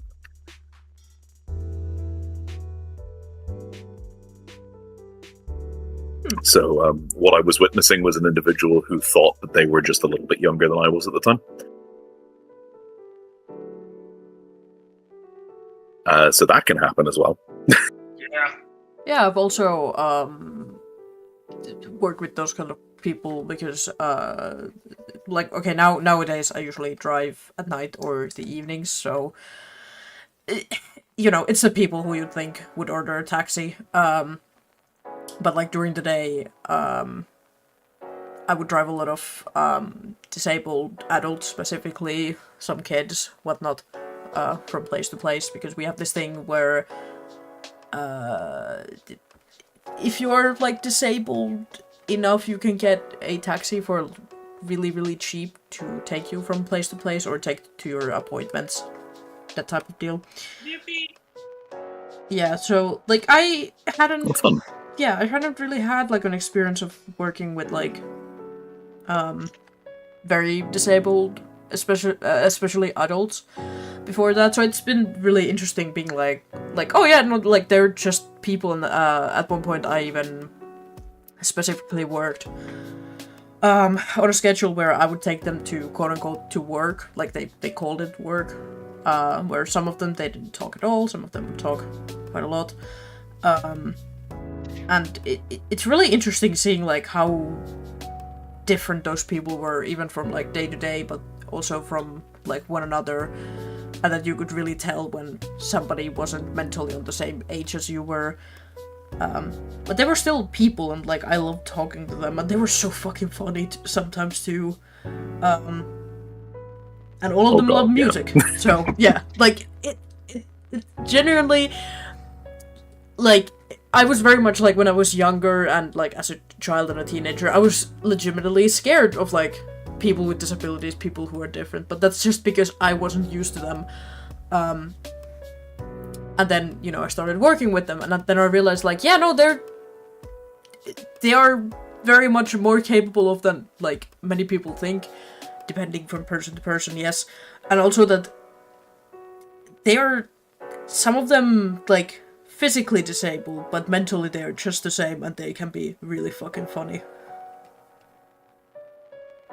Oh, absolutely. While I've been working as an audiologist, I've had a lot of dealings with when I worked in this particular locality, in Dublin.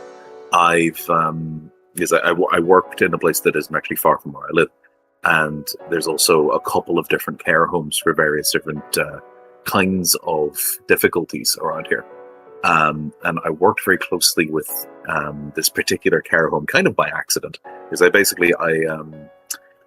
obviously one of the things that can happen for a lot of people with IDs is that they can develop hearing loss. Like genetically, they will develop hearing loss.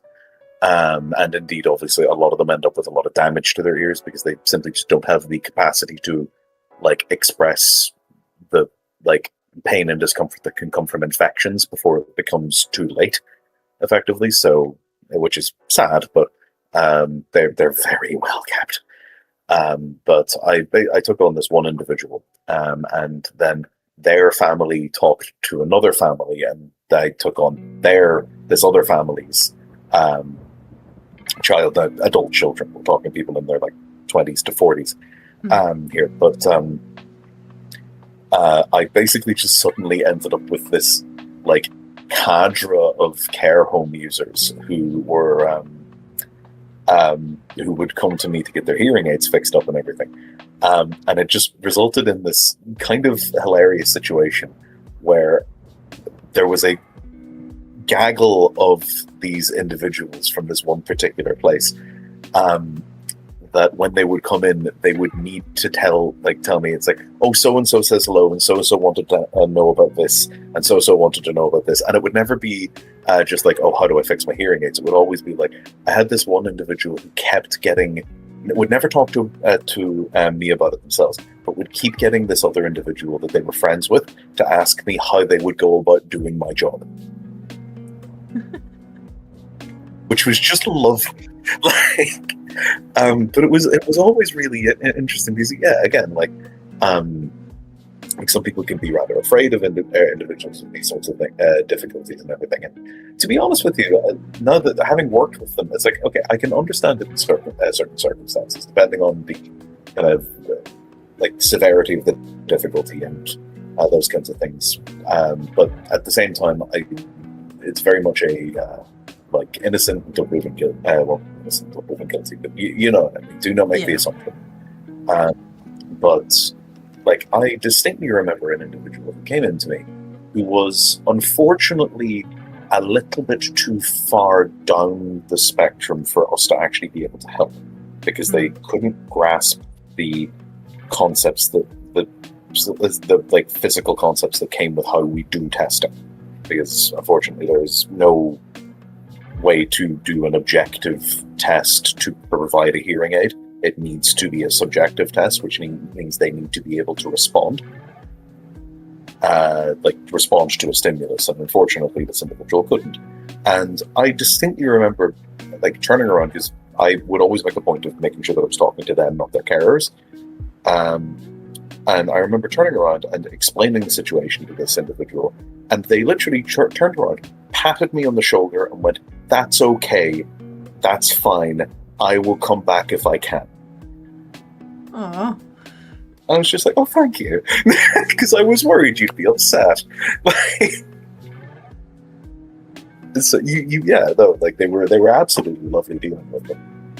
That reminded me of this is, I will say, the story. It is very funny. It's very, very sad too. I'm gonna talk about when my grandma passed away. So if somebody doesn't want to hear that, that's totally understandable. This is a very short story. No, I'm good. Go ahead.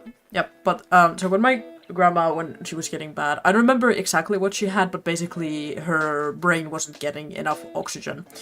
Oh yes, okay, yeah. Yeah. Vascular so, like, dementia. yeah, it wasn't dementia. It was like something in her blood was like wrong.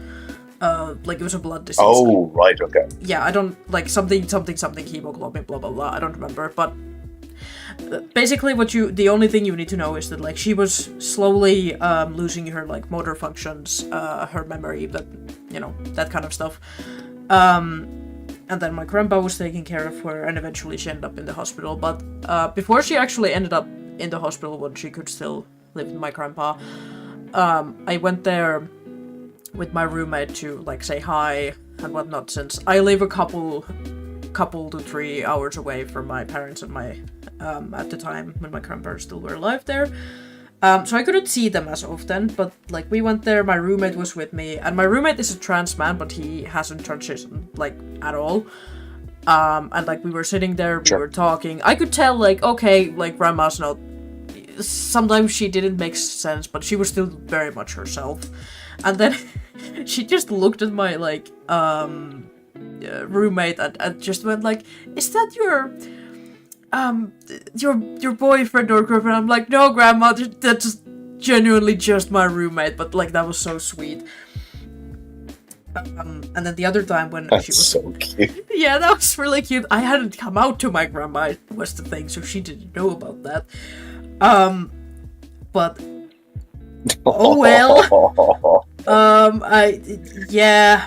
I would feel a little bit bad about like that, but anyways, so at this point, like this is like a year ahead, so she's doing fucking terribly. My dad is telling like how like her and her brother, him and his brother are going to like see her pretty much every day, or taking my grandpa there to see her, because also the hospital is like a good 30 minutes away because they live in a village and she had to be taken to the nearest city. And she's there, she's doing fucking terribly, and this was like during the winter, and we had like a winter break or something, I don't remember, but like I went home and I was like, "Oh, can we go see grandma?" And they were like, yeah, sure.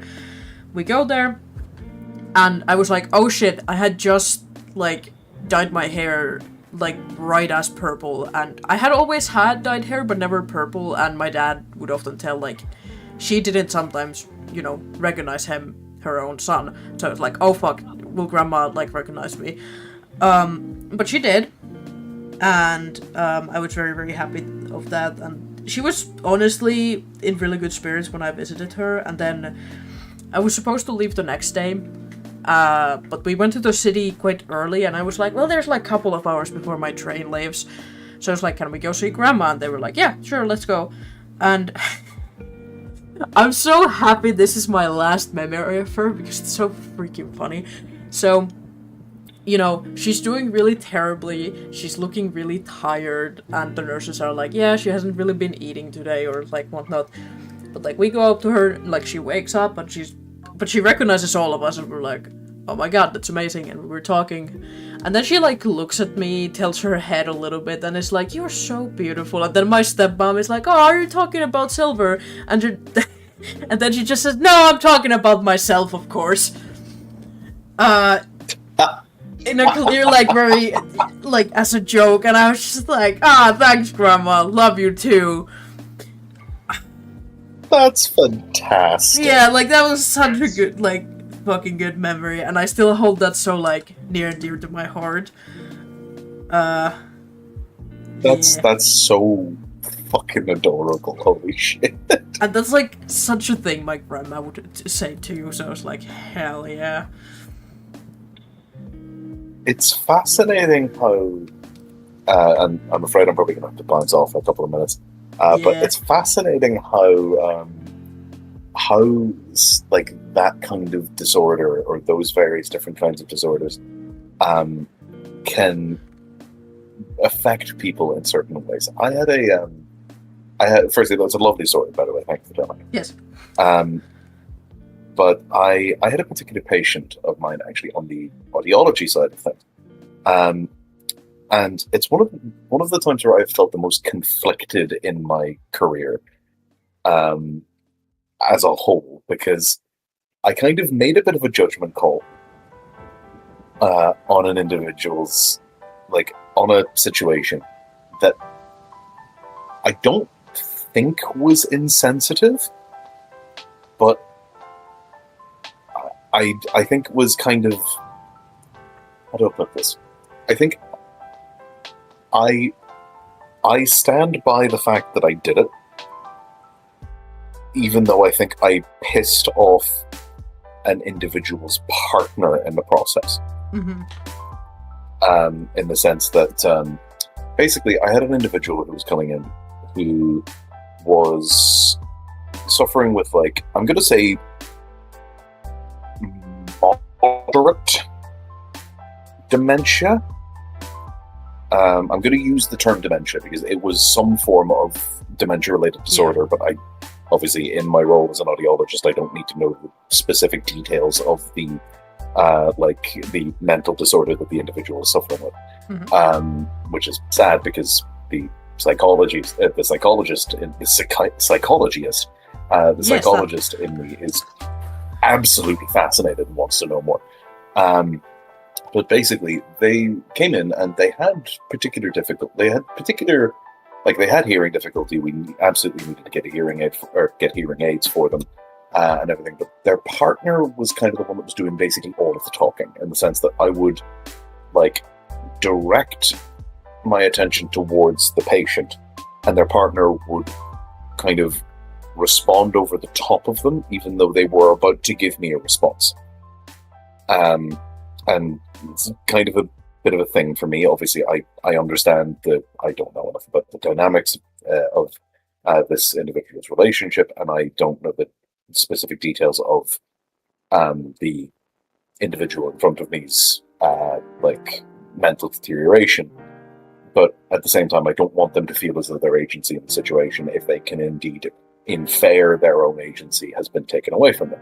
Mm-hmm. So I was talking away, and I was kind of like, okay, look, we see this a lot in situations like this. I'll keep making sure that the patient knows that they are being included, but obviously if I need certain details, I'll ask the patient and then let their partner fill in the blanks for me. But then it started to become time for making certain decisions about their hearing aids that they were going to be getting, that the patient's intellectual disability has absolutely no bearing on whatsoever. Namely, in this particular situation, the color of the hearing aids. Yeah. Because the patient wanted one color, and then their partner went, no, we're going to get that one. And I kind of went, okay, and then I was like, okay, well, that's fine. I'll get all of that ordered. And then as the patient was leaving, their partner walked out ahead of them, and I kind of saw the opportunity, and I went, was it this color that you wanted? Sorry, can you remind me? And they went, oh, that color. I pointed to the one that they actually wanted, and I went, okay, that's fine, I'll get that one then. And then when the hearing aids came in, their partner was kind of like, oh, I thought we were ordering in that color. And I went, oh, I do apologize. I may have just misremembered that particular your particular choices. Do you want me to reorder the other color? And they went, oh, no, it's fine. They're here. It's okay. I don't want to have to wait another 2 weeks to get this sorted. We'll just go with that. And I kind of was sitting there, and I kind of looked at the patient and just sort of I didn't make an expression change or anything like that, but I made a point of looking at the patient and then went just back to what I was doing. And I'm like, in that situation, I don't want to undermine the confidence of their carer. Or not confidence. I don't want to undermine the difficulties that come with caring with this patient. I don't want to undermine the pressures that this carer may be under and things like that. But at the same time, if the patient wants their hearing aids to be a certain color and they can make that decision for themselves, I'm gonna take their side on this. Yeah. You know? Yeah. Like, and again, this is kind of why I've always been a little bit conflicted about that, because I'm like, realistically speaking, I don't know whether or not I'm like, like it's if you're kind of stepping on their toes or something where you really should. Yeah, like this is not my this is not my situation to be involved in. But at the same time, like fuck, man, they just wanted brown hearing aids, you know, Yeah. like. I know you're gonna leave soon, so I'm gonna say my things quickly. We were actually thought that when you're speaking to the patient, even if they cannot respond or it looks like they cannot even comprehend what the fuck you're saying, always speak to the patient when you're talking, or the customer. 100%. Yeah, when you're telling something, and like sometimes, like for there's a couple of times where the caretakers, they'll sit in the front with me, and then I'll talk to the caretaker, or if they're in a wheelchair and like I'm opening the doors and whatnot, I might be like talking with the caretaker, but like otherwise I'm always addressing the customer, because usually the person in the wheelchair is my customer. And the other thing is, man, I would fucking love to like sit you here like dissecting everybody's like D&D characters in our group. Like I'd fucking love to listen to that. 110%. Look, that is something that I would absolutely be down to do at some stage. Is just bring everybody like bring people into like stream and just sort of be like, okay, tell me about your character and I'll tell you what's wrong with them. Hell yeah. Also, I don't know if you've been paying attention to what I'm doing. I want to say quickly, I usually try to at least a little bit explain my process. So the reason why I put Sue in one color and now I'm just doing this like really, really dark shading is that this is called ambient occlusion. If you were here last time, it was like an hour of me going, what the fuck is this called? And it's like me googling, because this is not only a technique in drawing, it's also in like 3D rendering. Very, very important. It's basically, no matter the light source, there is going to be shadows hitting the character. And this just gives a little bit more depth to the shading. So, but it's much easier to do when there's not other colors clashing, and that's why I did it in multiplayer layers. So it will affect the other shading as well. I might change the color a bit later though. Yeah. Honestly, she's coming along remarkably well. Like, I know I haven't really acknowledged the art that you've been doing here. But no, genuinely, she's coming across incredibly well. The shading around the face and hair is gorgeous. Although I do have to admit, I do have a favorite part of her with regard to the shading and everything at the moment. Which is that I fucking love the horn. Look, so long as she doesn't have benevolent tech, we're fine.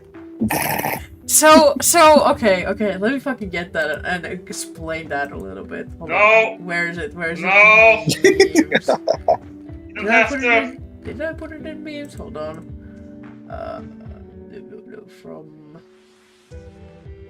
Has image. Do you guys wanna now live react to my charcuterie board that I showed you guys? That was not the reaction I got from you, you dirty liar. Ah, there he is. So this happened. It was like 4 in the fucking morning. I was editing the PNGs for like Fugi that you can kind of like see here, and Benevolt has this like blue flames around his eyes that I completely forgot to add earlier, so I had to like go and paint them in. So what I did is that I just pasted the new picture of Benevolt into the old one's head and just cut off his like head, and then I closed the wrong layer and then Sue was underneath it, and I was just like, oh dear lord, what have I done? And it matches a little bit too well. Oh god. Oh, like, is this why you asked the gender question? No, that was. I mean, this could have been, the alternate dimension, but no. So I asked the gendered question because God, I don't remember where, but like I saw a video of somebody talking about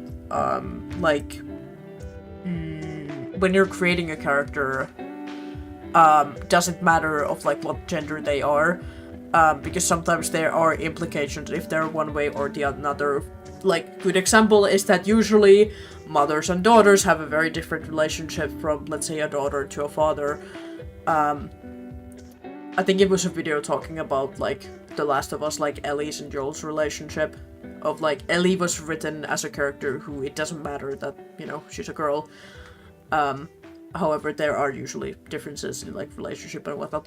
But I found it really interesting because there are a lot of, like, I know a lot of people don't necessarily make the conscious decision of, like, which gender should my character be. Usually it kind of comes down to the what am I comfortable playing type deal.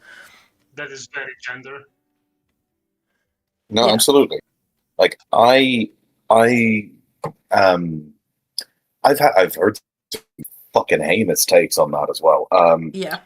But like I have absolutely I have had individuals who have blatantly told me, and indeed Spyro, you know that you at least have met this individual, who have explicitly told me that cis individuals should not be allowed to play trans characters, for example, or that male individuals should not be allowed to play female characters, because they will inevitably make it weird. Yeah, I've always had this kind of like, okay, if it's a home game, everything flies type mentality, but I'm more like, I remember I was being a little bit cautious when I first, like, I heard you and you're like, so this is my character, and I was just like, oh dear lord, what is about to happen? No, I fully understand that. At the end of the day, I am large man. I'm not small girl. This is not a combination that probably should work. Yeah, but then I was like, well, I do trust Foylan quite a bit, so if things go sideways, I will imagine that he would say something. Oh, 100%. Oh, no, this is something that I've always been very stringent with when it comes to Sue in general, and that is that I have absolutely no intention of, I have and have always had no intention of sexualizing Sue in any way, shape, or form. Because the fact of the matter is, her character, that's not relevant to her. Pardon, let me rephrase. It's the kind of thing where, like, if the situation will, well, obviously not sexualization, but her sexuality in general is obviously something that I have actually thought about, but I'm still not entirely sure of. And indeed, I'm probably going to keep it that way until such time as something in the plot changes, because neither is she. So Yeah. we're gonna just roll with it like that. And also because yeah, it would be really weird for me as a fella here to be like, here's my small, innocent, incredibly flighty little female character who is whom I'm going to proceed to make things weird about. Could be cringe about it. It's very easy. Yeah, to cringe about it. I will say, if we had Jen, this is nothing against you. If we had a different game, like if it wasn't one a stream game, two and a different DM, like a kind of different type of game, but the same players, I think we would have a very different dynamic there. Because for instance, in my home game, I really like it when my players are like, hey, like my character wants to experiment with stuff, and I'm like, okay, like as long as everybody else is okay with the table on like what is about to happen. Absolutely. And Keep to it be honest, PG in my household. No, we fucking honestly, don't, like, but okay. Yeah, no, we fucking. And honestly, I would be perfectly happy to play Sue in a game that does have elements like that, because very little about her would change. She's just not a character that's, by both design in the beginning and also because of the way that her backstory is, a character that is going to inherently engage with those sort of things. Like, at the end of the day, my response as playing her in a lot of situations that have resulted in us even tangentially referring towards like romantic gestures and or like anything remotely sexual has been for her to become incredibly flustered and leave the situation ASAP, because like this is an individual who like by virtue of her upbringing would have been kept very, very far away from the opposite sex, and or indeed most likely the same sex, but those who were like known to be interested in the same sex. Like, she, by virtue of her upbringing, is not going to have much to say about those sorts of things, because she has absolutely no fucking idea about the like ins and outs of it on anything more than a purely practical and theoretical standpoint. From Toby, coming up with the PC sexuality will always be a challenge for me. I did tell my D&D group to not assume my OCs are straight unless I stated so. So all of my OCs be some sort of fruity, even if they fully don't look like that. My clerics will forever be accident. I just accidentally be adding shit to them. Lamau. Yeah, I always kind of go with the unless I state otherwise, this character is like bi or pansexual, so they don't necessarily have a preference. And then I might change my mind later on. Like Kiki is a full-on lesbian. She doesn't really give a shit about men. Alina, funnily enough, isn't. She is a like bisexual disaster of a woman. Fantastic. Like, sure, she's very, very obsessed with her wife, but I think there was even a moment where Alina and Benevolt were talking, and they were talking about sex, but we were like veiling it a little bit, and then like Benevolt just kind of goes like, so what have you been doing if she's been gone, like this, like something along those lines, and it's just like, you really think I'm not having sex like that time? Like, come on, like I might have a wife, but like it's been 20 years, Benevolt, like think about it for a hot second. Exactly. Yeah. Like, and this is the thing. I as a player, even as the individual that has designed her, have absolutely no fucking idea what Sue is into. Yeah. I don't know. Because she doesn't know. And until such time as something happens where she gets a more concrete idea of these things, then I'm not going to have concrete ideas about it. I'm going to let this develop naturally. I have absolutely no idea. She might not be into it, full stop. Anton, my himbo character, for example, I have never really brought it up, but I play Anton as aromantic. He's not asexual, but he's completely aromantic. The man doesn't really get romance in general because it's just not in his nature.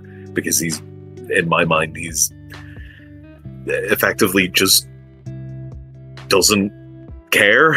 Like it, but obviously I've not really played into it much because firstly it hasn't come up, and secondly I don't really have enough of a personal understanding of aromanticism to warrant actively playing an aromantic character. But in my head, Anton is aromantic. But like, I'm perfectly happy playing, like, once I can take the time to actually get a decent understanding of these things. Perfectly happy playing individuals who are of the various different shades of the rainbow. Like, let's call a spade here. The closest thing to Sue that Sue has had to a romantic interaction thus far has been that one pixie. Oh yeah.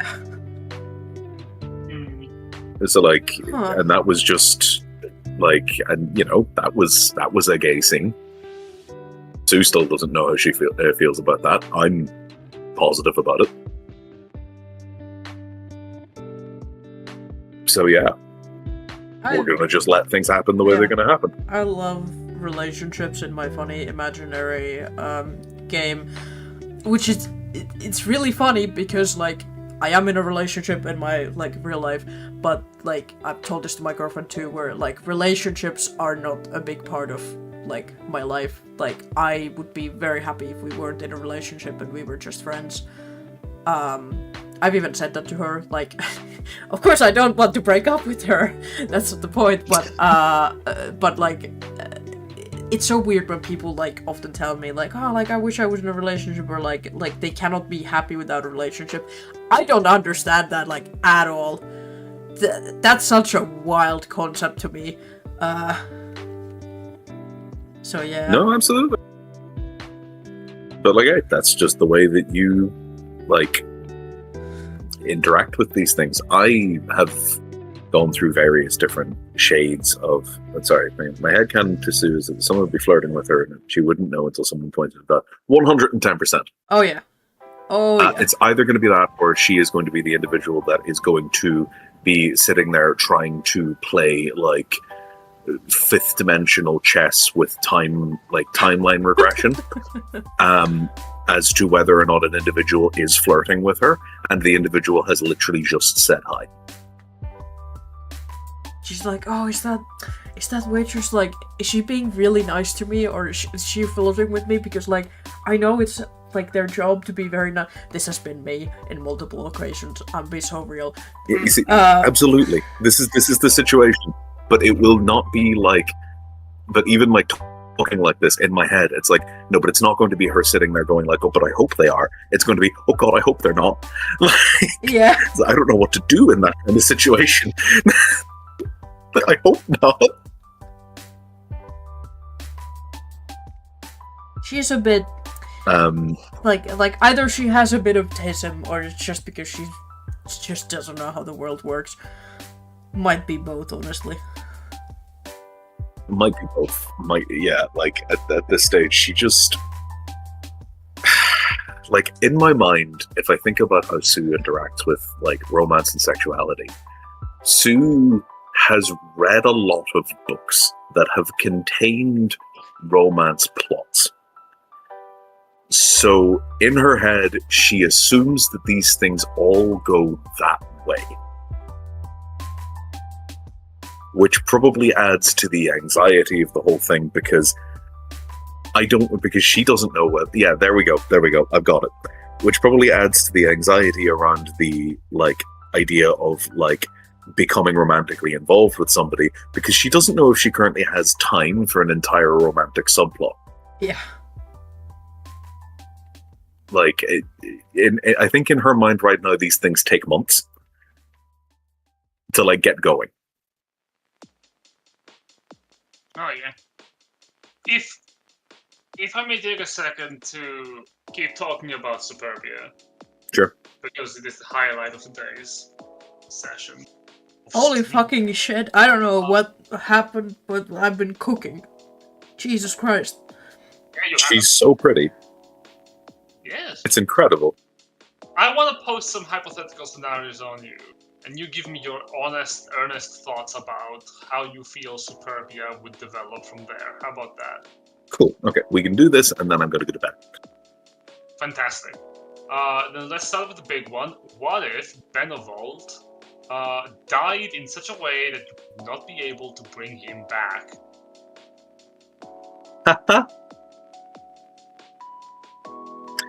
That's going to be a bad time. Yeah, that's going to be a very, very bad time. She will be nigh inconsolable for a very, very long time. Honestly, that would be a really fucking big deal. Honestly, the same with Tapras at this stage. Like, things will be very, very difficult for a very long time, and she will most likely not be very effective, if not outright a bit of a problem for a good bit after that. Makes sense. What if Dante died? How would Superbia act about that? She would probably be very, very upset. Not to the same degree as Benevolt or Tabris, but it would still be very, very, upsetting for her. I think, honestly, this can be a blanket statement for the entire party at this stage, and several of the NPCs. Tabris in particular, obviously, but, Tabris,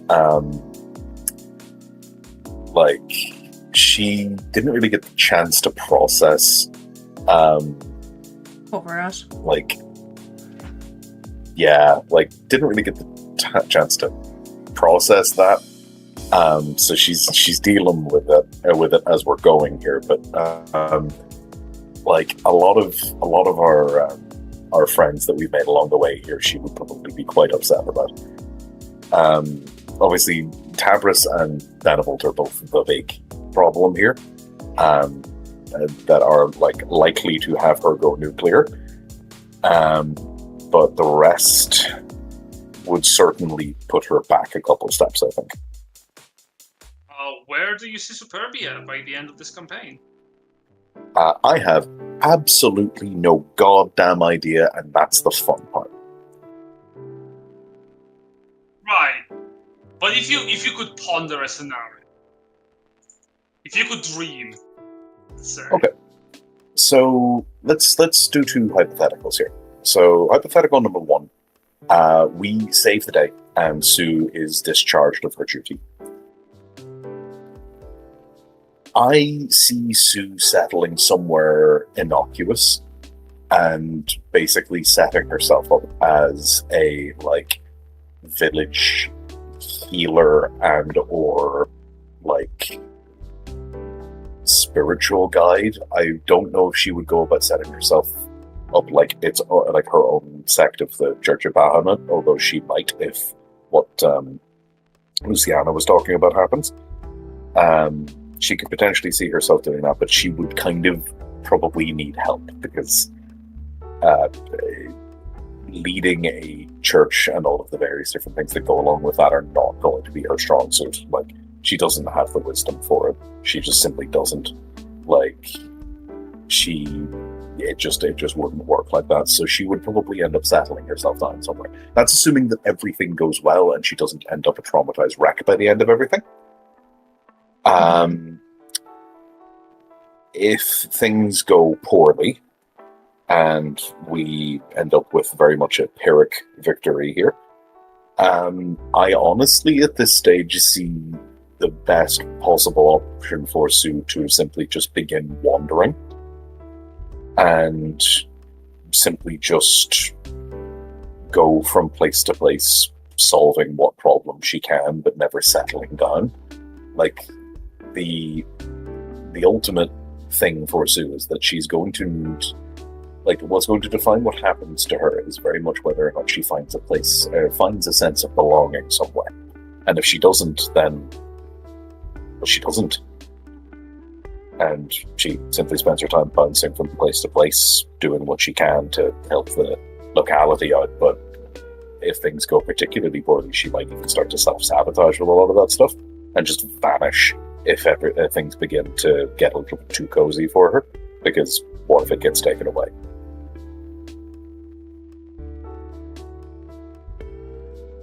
Wonderful. You can barely hear you, Jeff. Oh, sorry. I'm just thinking of a follow-up before you leave. I turned to look at my monitor and I saw Sue Volt. He's staring at me. Let me close him. He's staring at me. There's the question I wanted to ask. If it came to picking between siding with different members of your ally in a conflict, which one would Superbia side with beyond Tabris? Because Tabris is the easy option. But let's say there's a conflict and your allies have different sides. that would depend entirely on the context of the conflict. Is there a side that can be construed as the morally correct side? Is there ever a side that's morally correct? That's the big question.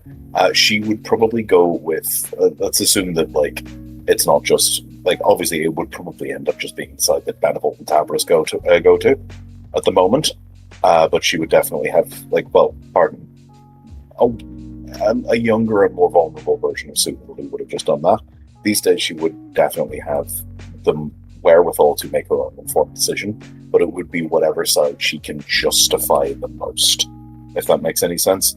Like, this is one of the things that's been interesting about playing Sue, is that she's having to form her own moral compass as she goes, because she doesn't have anybody telling her what's the good thing anymore. And a lot of that ends up coming down to basically what is the most justifiable thing here. Like,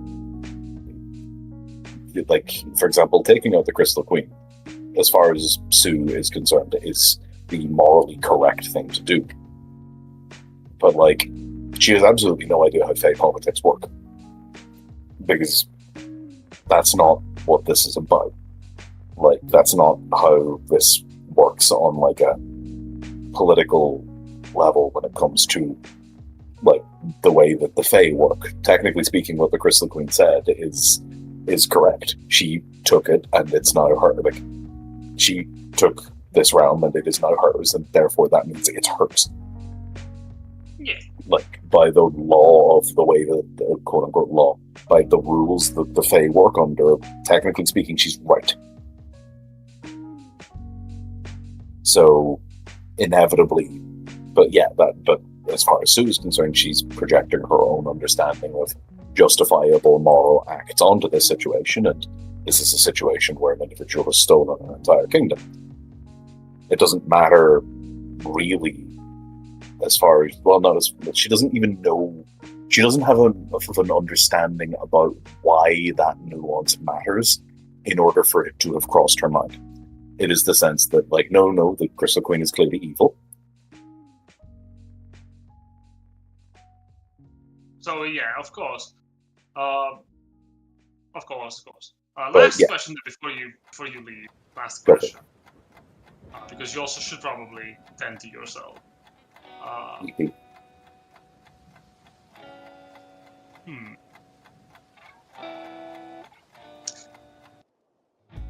With everything that has happened throughout this entire adventure, is there any one part that you would want to change from Superbia's perspective to be different from what it is?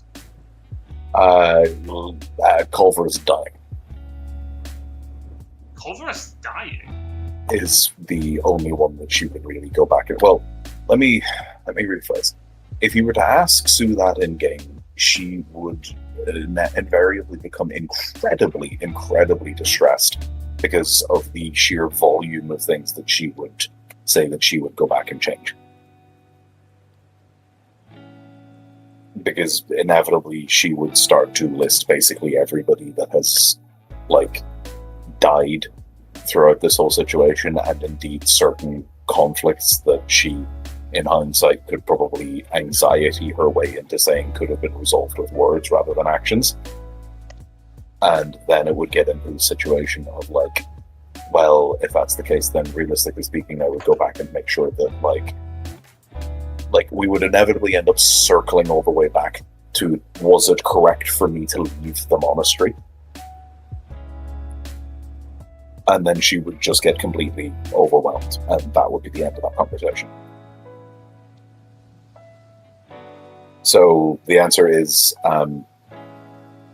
as a player, I think the thing that has had the biggest impact on her trajectory thus far has probably been Culveras dying. Like, of situations that could be changed. Like, that we could have actually done something to prevent as players. But realistically speaking, if I was to answer as Sue, how long have you got?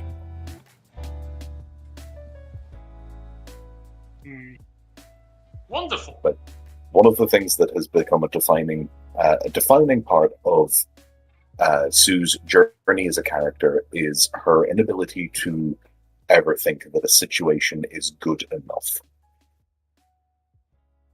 She's a bit of a That's perfectionist. not Everything- healthy. Everyone could potentially be happier. Everything could potentially have gone better. Everything could potentially, like, people needn't have died, and if they needn't have died, then they needn't have gotten hurt, and if they needn't have gotten hurt, then this conflict shouldn't have happened.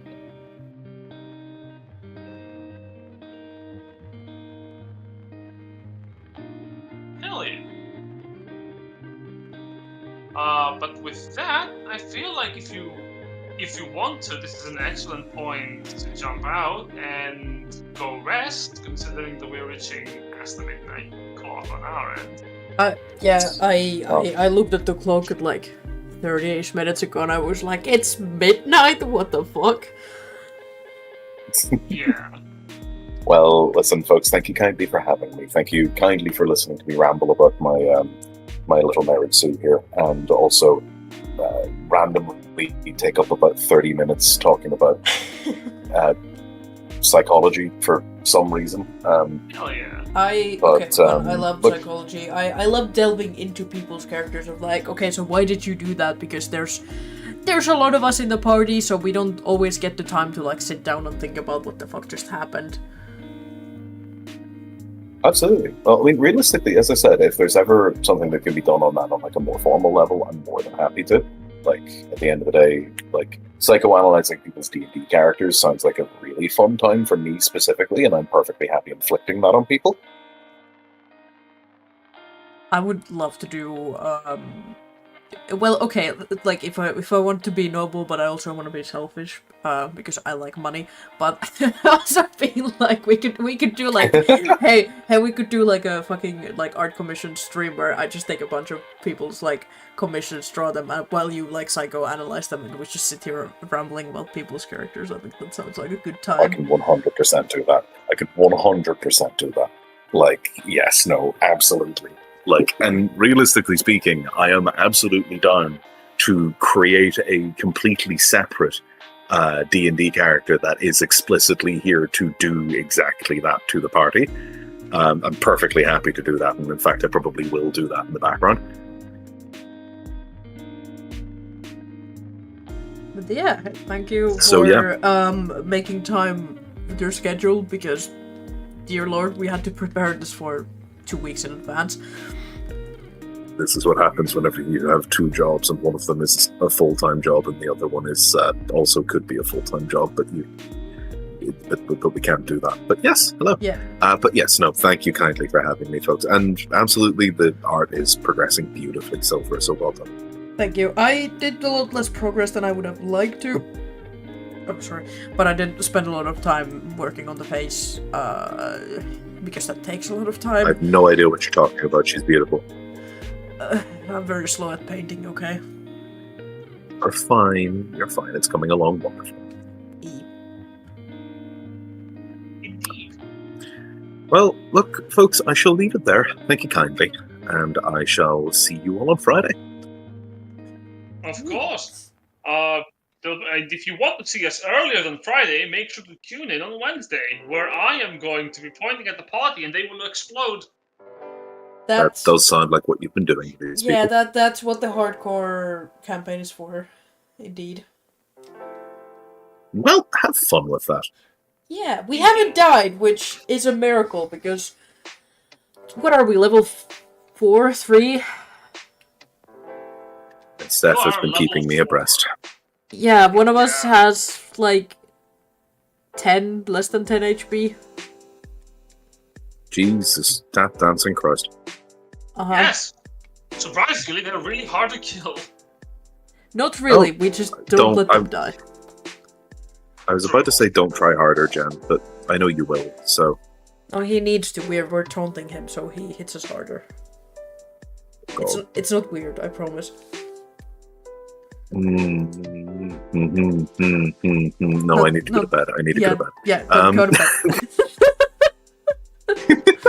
Alright, see y'all later, folks. See ya. Bye-bye. Goodbye.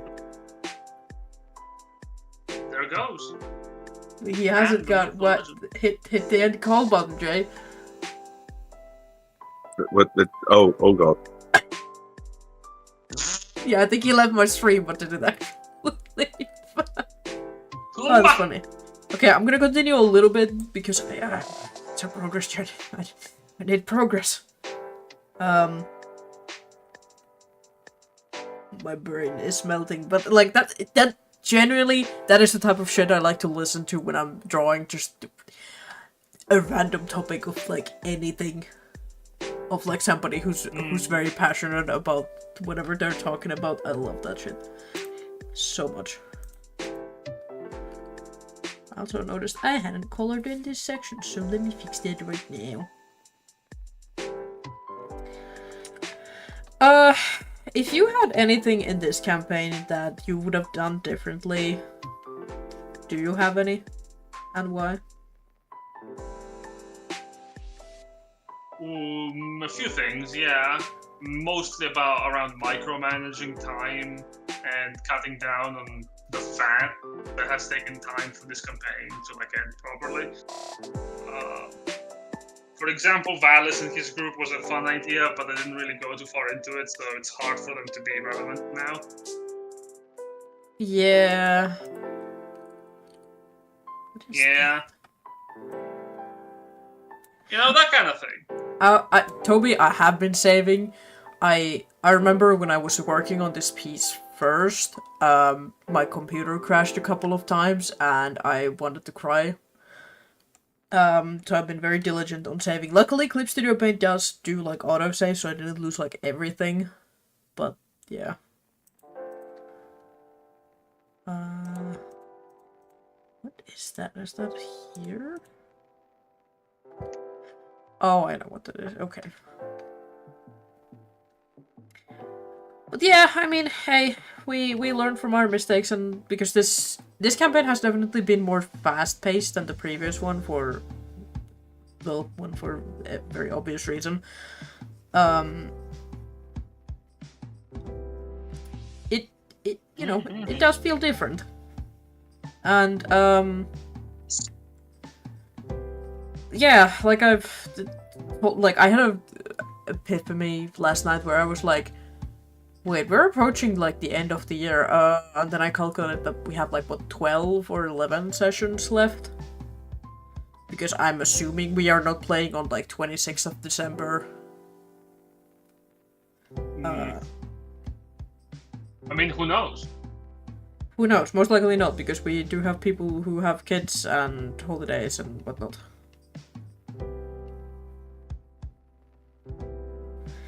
But we shall see. Indeed we shall.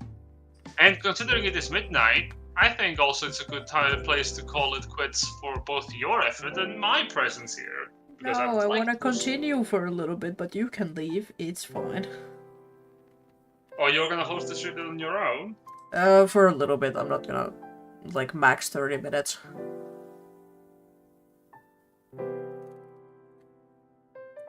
Okay. But you don't have to sit here. Well, if you don't want to, because you need to head home as well. Indeed. Well, gang, this has been Silver, coming to you live from the taxi. I hope you all had a good time. Yeah. Yeah. Hell yeah. And I will see you all on the next session of Dungeons and Dragons. Don't forget to like, subscribe, follow, and submit to the overlords above. Goodbye forever, and see you in 2 days. Yippee! Yippee! He's gone. Fucking gone. Why did Alina stay so small? What the heck? Let me scale her up a bit. Oh no, she's really blurry. Fuck. Oh well, let's put her back. That's fine. Yeah, Toby, I should probably sleep. Like last night, what fucking happened is that I was like, oh, I wanna play something. But totally unrelated. I found out that if you eat a whole bunch of dark chocolate, it has a laxative side effect. So I wasn't feeling the greatest for like couple of hours.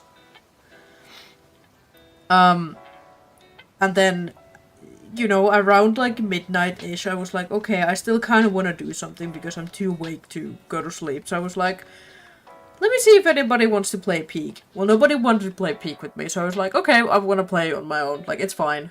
I actually do like that game. And then, so then I played it. I got the Peak by myself, and I was like, hell yeah, feeling good. And then I looked at the time, and I was like, 4 in the morning, like, or 4:30 or something. I was like, oh fuck, I need to go to bed now. Jesus Christ. So that's what I did.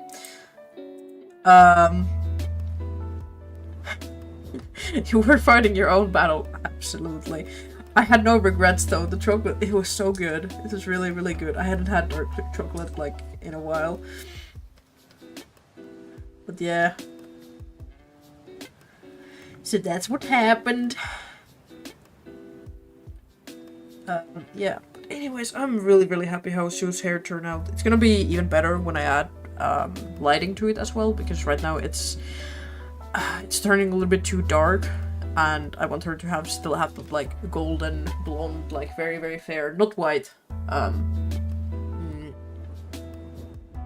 hair color that I did with her like first art. I made so much progress. Well, not as much as I wanted to, because the fucking ambient occlusion bit took so long, but it's really good to do it before I start doing all of the shading. So I have a better idea of like quickly where, like, you know, the really dark colors go into. Speaking of them, let's add them back here. Gotta say, as much as I do love these like painterly images, this is the reason why I didn't do them for the other group pictures, because they take fucking forever. That was me with ghost pepper beef jerky. Oh no, stick. And I was battling my own battle at 3 AM and told my D&D crew, but now they won't leave me alone on that. I'm simple creature. I love spicy food. Yeah.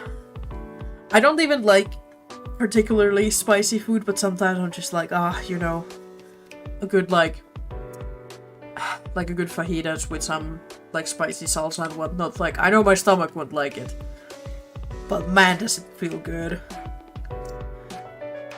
And this is also how I found out that I am, to a certain degree, lactose intolerant, which is funny because I wasn't when I was younger. Because I don't drink a lot of milk or eat that many milk products other than like cheese. At some point while I was having like a milkshake from like McDonald's or something, I was like, no, it wasn't from McDonald's because that's lactose free, but like, you know, like I was drinking a milkshake or something and I was just like, why do I feel really bad? Wait, and then it kind of like clicked. So yeah. But it's not too bad, so we're balling. I still can have good old cheese and like ice cream in moderation. So yippee. Yeah, I need to actually start making big decisions instead of doing those small patches. But I do really like how Sue's clothing shading has turned out, and especially her hair. That happened to your friend? Yeah, it's surprisingly common, especially once you get to your like adult age, you know. Which kind of sucks, but it's like, it's whatever. Like, you learn to live with this new norm, and it's fine. I do also like take this playlist. It's actually really good. It's just a random one that I found off of YouTube.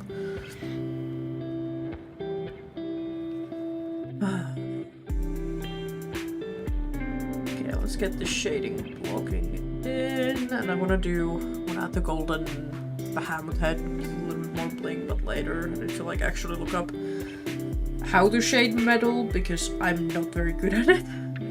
even though I have done like armor and whatnot many times in the past. So yeah, this is actually really nice, talking to Jay, like, jokes on universe, I was already born. That never stopped me. Yeah, I'm lactose not allergic, exactly. It's the same with, like, I'm very allergic to animals and, like, everything with fur or feathers.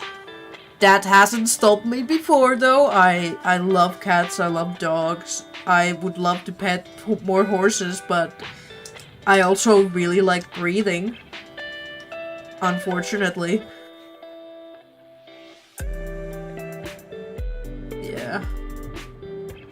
But yeah, like I was saying, it was actually really nice talking to Jay like this because he is very busy, so I don't usually, like outside of like DMs and the game, don't get to talk to him, so it was actually really cool, like hearing him talking about, like, how Superbia like came to be. I've heard some of the things and he's shared with me a couple of things, especially when I was working on the commission that I did for him, because he was explaining like how he got that one, and I was like, oh, that's actually really cool. And then like we were trying to find reference pictures and whatnot together to fit the sort of mood we wanted to go with, and of course, like as he was describing the moment to me, and then when I went to listen to it, it just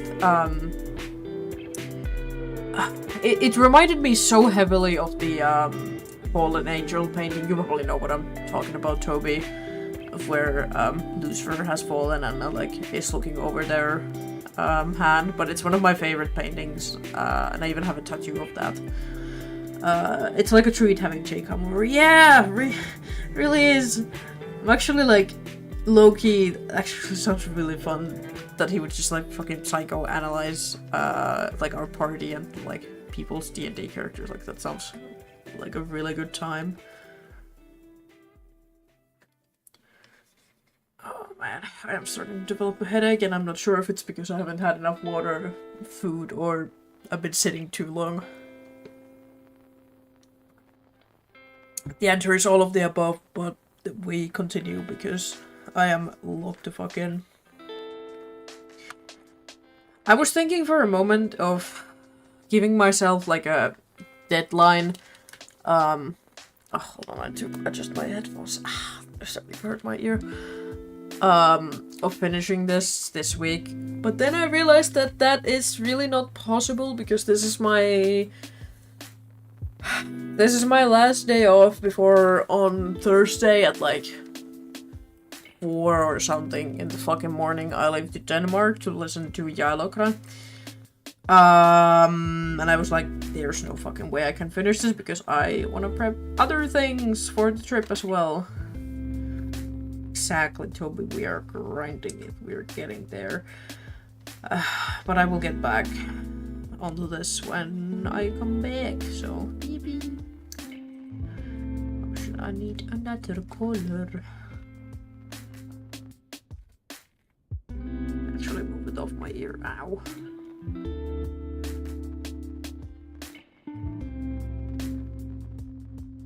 Oh boy.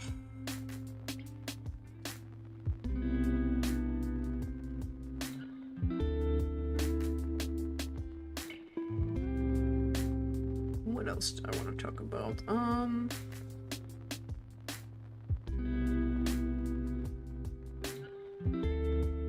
God, my head is already starting to go blank because it's so nice when people start to like go on a tangent about something they're very passionate about, and I can just sit there and listen, or Jen or somebody else, they can just talk to one another while I'm doing art. So I can like use it as my personal podcast.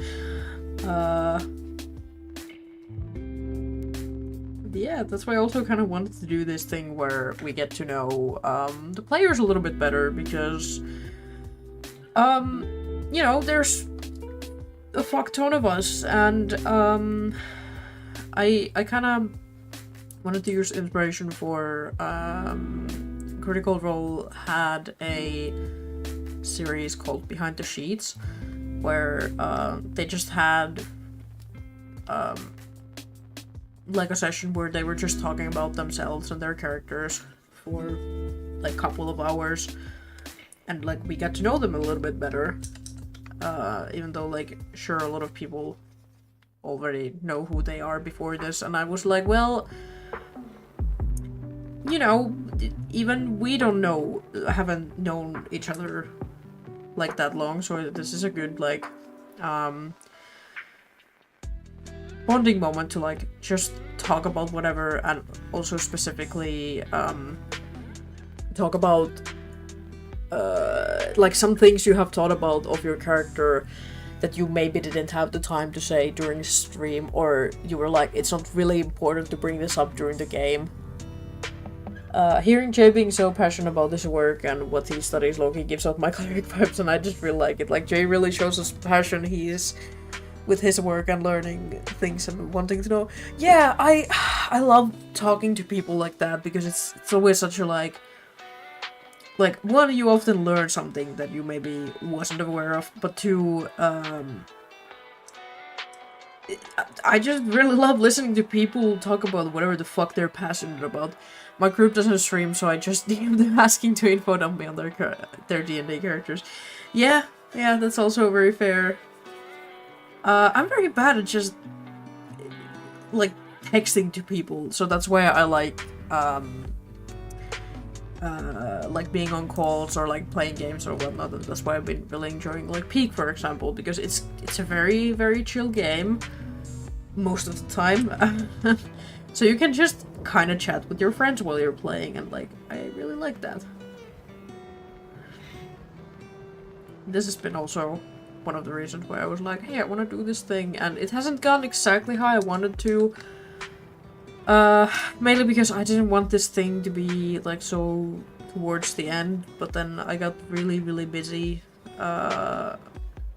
during like spring and summer, which didn't really come as a surprise to me, because I like going to events and conventions and having people over, so I just didn't have the time or the mental capacity to do this. And then I really wanted to participate in Art Fight, as you probably noticed. And oh my god, that was such a good idea to do that. Like, that has given me like such an appreciation for just like falling in love with drawing and art again. And I feel like as soon as I'm done with this, I'm just like, ah, perfect. But I might take a bit of a break with doing these pieces like this. Unless somebody commissions me, but I doubt it. But yeah, oh my god, this year has just been me learning to love things that I have always loved again. So that's been very nice. Okay, let's see. Definitely Costume needs a bit of a darker shade, like what I did with the top. Honestly, Silver, I love you hosting our stream, drawing the PC and having that play over and chat about it and get to know behind the scene on why the character, why they created the character the way that they did. Yeah, no, because that's so interesting to me. Like, I love, like, the behind the scenes stuff, you know? Like, I've always been, interested in, like, how something came to be, like, either like a piece of media or honestly like a restaurant or anything. Like, I love hearing the quote-unquote origin story of that, or just whatever, because I don't know if I've mentioned this in stream. No, I have definitely, but or before Alina, I was gonna play a I don't remember if they were supposed to be like a druid or a wizard or whatnot, but a like half-orc like swamp lady. Like, I even drew art of her, which it is one of the like my favorite character drawings that I did. But the more I thought about the concept, the more I kept thinking like, oh, like I feel like she would be a better NPC rather than like a player character. But she was really fun to draw, so I don't mind that I did that, and I might use her as like a NPC for my like home game. And then the way Alina came to be is that there was really no deeper thought process other than I I was looking at the list of like races or species that were available in Jen's game, and I noticed that, ooh, fairy, and I was like, I love the fate, that they're so interesting. And then I went with that because, you know, in the last game we were just kinda... Sorry, I got a notification on my phone, it's nothing important. We didn't kind of get to delve into that, and we, like, it was very heavily like, oh yeah, like, there's demons and devils and whatnot, which, you know, still very interesting, don't get me wrong. But I was just like, oh, like, oh, the funny fairy, yes. And then, I learned from my mistake with Kiki, where Kiki didn't really have, when she came into the game, she didn't really have a goal. Even though that was literally one of the requirements that Jen gave us, so sorry about that, buddy. But yeah, she didn't really have a goal, she didn't have a wish coming into the game, and I kind of figured that, oh, she'll find one as the game goes on, right? And sure, she kind of did, kind of didn't. And then her patron stuff happened, and that was her, like, big character moment. Which I'm happy it happened. I had some grievances on it, mainly that all of the characters except, like, Van were people's backup characters that we got to play as, and it was like Kiki coming back from her, like, most traumatic experience yet, and there's only unfamiliar faces except for Van. She was just like, what the fuck is going on? But, like, other than that, that was the thing. And I really do like playing her, and she's still very important to me. And I'm really happy that she gets to still live on in Jen's game for a while to come. And we'll see how the whole gazing into the abyss and the abyss look back at her thing will turn out. So yeah. But yeah, also revealing a little bit on, not fully spoiling, but just peek behind the curtain. Kiki will import to our heart, exactly. Peeking a little bit behind the curtain, me and Jen did talk about, like Alina's whole thing, where I was just like, I didn't give him a lot in the beginning, because I kind of wanted to keep it as a mystery, but then I wouldn't say I noticed that Jen was struggling more than I was just like, I had some ideas that I was like, hey, how do you feel about this? Or here's a bunch of ideas you can implement and, like, however you see fit, type thing.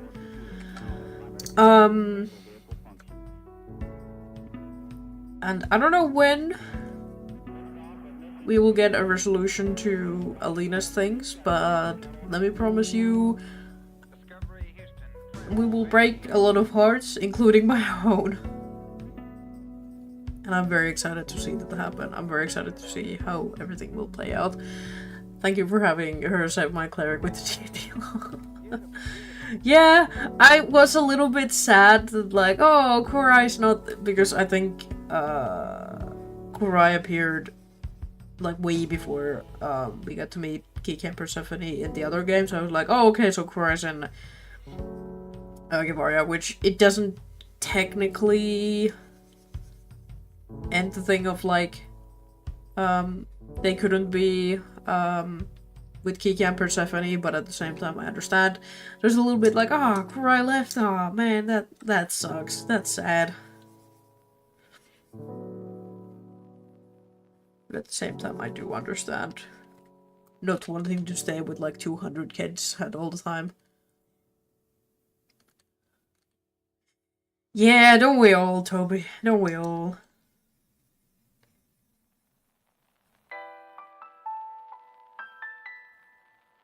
It's been kind of fun playing a character that has, like, a very straight, well, straightforward, but, like, a very she's not a one note or simple, but like she has a very straightforward goal in her mind, even though it's not gonna be as simple to get there. Listen, I'll forever headcanon be sending job applications that work back at the university. Absolutely. She's just like, cry.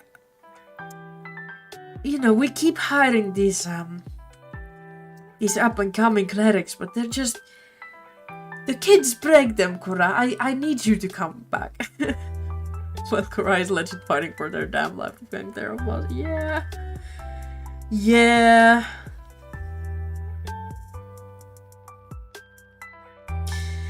Definitely one thing I will do for my next characters, I will give them a voice. Like, Alina was supposed to have a voice, and then I just kind of forgot about it in the beginning of how I wanted to do it. Same with, if you've ever watched any of our Wednesday games, my character Nightshade, she really doesn't have a different voice than I'm talking. She did in the beginning, and then accidentally started to go a little bit southern, and I was like, I don't really want to be southern. Because she has a farmer background. I was like, that's a bit too stereotypical. Yeah. Oh, I actually really like how Sue is turning out. The wings are a little bit, to me at the moment, but we'll just ignore them because we have many other things to do. But what I will do with Sue, what I did with Benny as well, is that I will just render one side and then flip it over and do a little bit of overpainting. So they're not like the exact copies of one another. But it's been kind of fun streaming these, because then it shows me how like how long things actually take. My DM was shocked and impressed. I kept going with the Ubu voice in one shot. The only voice I ever done in my life. Oh my god. That's amazing. Yeah, no, for real. For a one shot, talked about this so many times, but it's still so funny. For a one shot while I was in Greece the first time, I played Spoon the Kenku Barbarian. And I committed to the bit of like Kenkus only mimic what they hear, so it was like the first thing they heard was this like old ass dude giving them like some sort of orders, and he was talking like this, and then fucking Foylan just fully committed to the Irish accent really hard, and I just looked at him like, you motherfucker. And then Novi was also doing like some sort of Berial talks like this type of voice, and I just looked at them all like, I am trying to form a sentence with 4 words from 4 different people, like my mind with the gymnastics I had to fucking do. Yeah, you know the pain, Toby, we've been in the trenches, handshake emoji. Jesus Christ.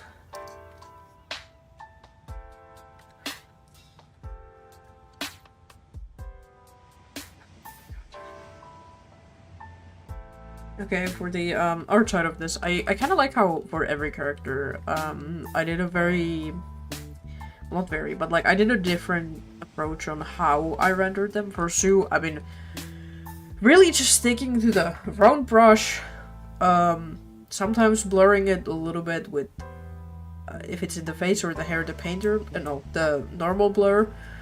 So they're like nice and soft and very, well, I do need to clean them up, but they're like quite clean.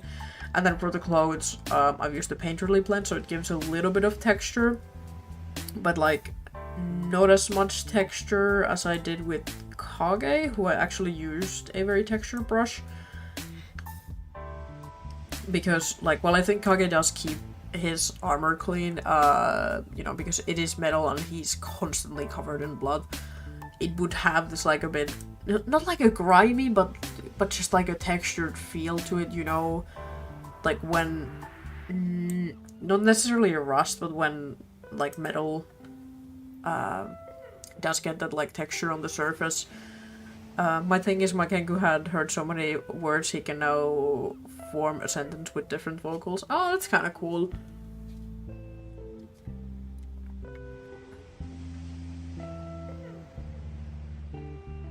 funnily enough, Kiki actually originally, she was supposed to be a Kenku.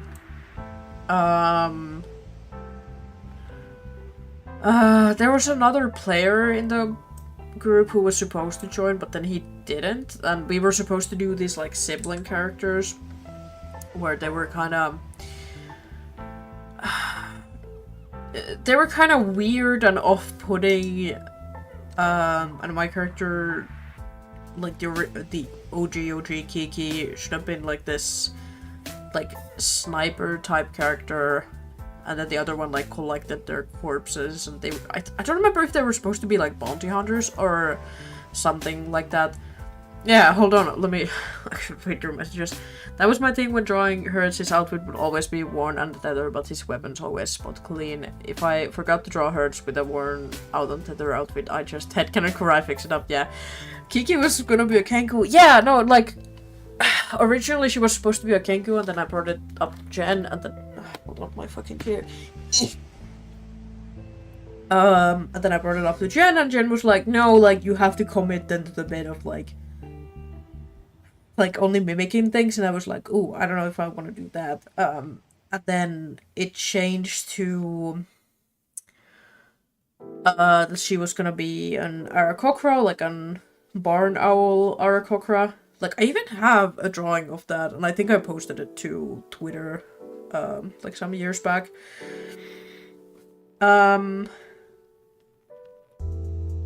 Yeah, but then because the player didn't come for many reasons, or like join the group, like I think he fully left the group chat and everything, I was like, well, I kind of don't want to do that now, because it was supposed to be a very much of like these two characters are not like tethered together, but they have a lot of history, and it felt weird doing it without them. So then I thought about having like, oh, like what if Kiki, she was also supposed to be like a monk warlock multi-class, and she was supposed to be like kind of strong, kind of tall, but then when everybody was like, my character is really fucking tall, I was like, well, fuck you then, I'm gonna go the opposite direction. And that's how the Kiki we know and love it is created. Imagine a timeline where Kiki was Kenku. I could just kind of like said fuck it and have Chester be a guest, yeah. Because I was gonna go as my wizard kid Kenku until Jen told me what level I'd be starting, and it was high, so I just like, yeah, no, maybe need no power at this high level. Yeah. Yeah, I can't imagine. Like, for one, that campaign was like 4 years long. And two, just if I had played a different character, like, oh my god, everything would be so different. Like, we had like 10 player characters at some point.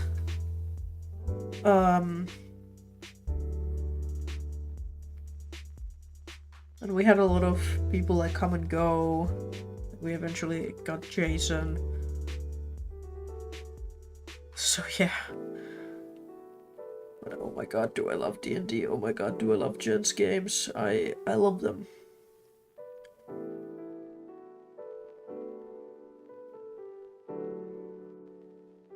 Because Jen's games just fill another type of need that I didn't realize I had before. I like started playing quite a lot of D&D, because I do love me a good like story-driven game and whatnot. Yeah, I gotta love Jen's stories too, but I also really, because it is a tabletop game, so I do really like the way that like he designs the game. God, I can't wait to DM for my DM to destroy me next campaign. Hell yeah. Like the way Jen makes the game mechanics and whatnot work with his world and his story building, it's so good. God, I can't wait to destroy the players too. Hell yeah. Like, I've been now DMing for a couple of years to my home game. And that particular game, like, I fell in love with DMing that I didn't know I even could have, like, that sort of love for a running a game, right? And I've talked about it very many times. And it's just like, I didn't fully, like, understand before that game, like, how rewarding being a DM could honestly be. So, it's been a lot of fun, and it's been a good, like, learning experience.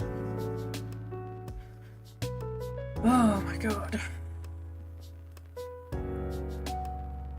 Yeah, no, honestly, like, I'm not much of a writer. Like I've said it before, I'm not much of a writer or a world builder or nothing, but, like, just pulling my players, aka my friends, like, brains and then, like, being like, so here's an idea for, like, my character's backstory, and I'm like, okay, yeah, let's incorporate it to the world. Or what my girlfriend did is, because she had to, she came into the group quite late, and I was like, okay, so here's, like, some very, very basic knowledge. So she was like, so tell me about these scuba vampires. Then I was like, yeah, and I, like, expanded the lore a little bit and sent her the, like, blurb that I written. And then we went into that and, like, we explored it more, which it would have been just, like, a funny world building thing otherwise. But, like, it actually became important because she was part of it. I don't think I'll DM anytime soon, but what I'm doing to help my DM is the closest thing it'll get where people think I'm the DM, which I ain't. I'm just providing the juicy plots and details for my DM. Yeah, no, that was also fun. Like, I did co-DMing before I became, like, a full DM in that group.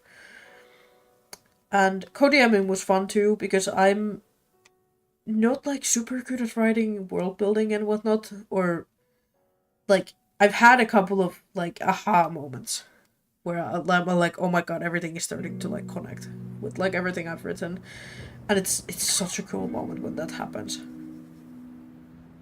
But, like, coming up with the original concepts and, like, starting from zero, that is really daunting to me. It's the same thing of, like, looking at an empty piece of paper before starting to draw, or an empty piece of canvas when painting or, you know, digital art.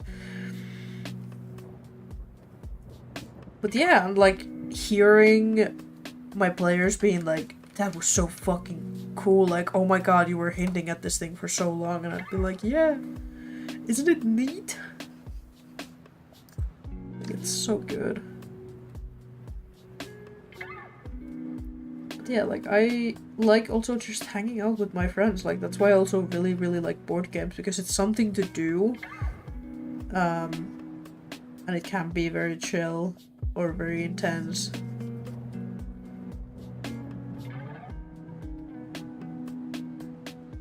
Yeah, I fucking love D&D, holy shit. Yes, someone who's been world building before I got into D&D, I just love hearing DM how they created their own world building and see how players create their PCs. Yeah.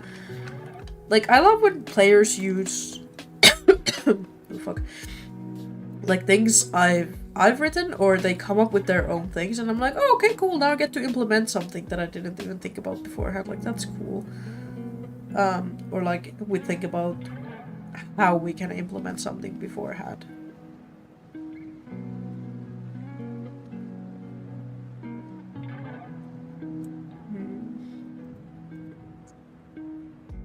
don't really like how the boots are looking at the moment. Gonna be real.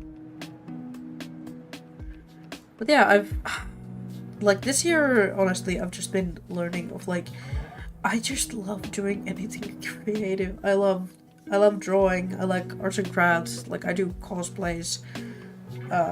Just been falling in love with that all over again. And then, like, coming up with stories for D&D and just running the games. Also playing a lot of games. getting to meet people who share these values. It's just so fucking cool. And absolutely the highlight being getting to hang out with Jen and Jack for like a bit over a week. It was very fun when there was more of us, and we kept saying like, oh man, like I kind of wish that the Irish people or Novi and the fellas could make it, but they couldn't for many personal reasons. So it was just the three of us, but it was kind of cool too because then we actually had time to like talk and hang out. Yes, mine is letting cringe go on. Just go back finding iconic tropes and use them in D&D just in my stories. Yeah, exactly. Like, I'm cringe, but I'm free. Also, what else was I gonna say? Expedition 33. Oh my god, it's such a good game. Oh my god, I love it. I would honestly love to make like a TTRPG inspired by that. I'm not gonna spoil anything. But like, the setting's really, really fucking cool. The art's really cool. Everything, the soundtrack just, oh, it's so good.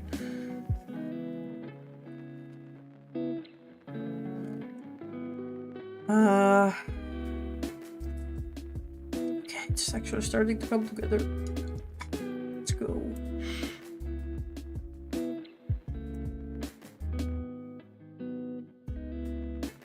And also to praise my like fellow players. I love that because we're all like very competent, one D&D players, but also like role players and whatnot. It's just like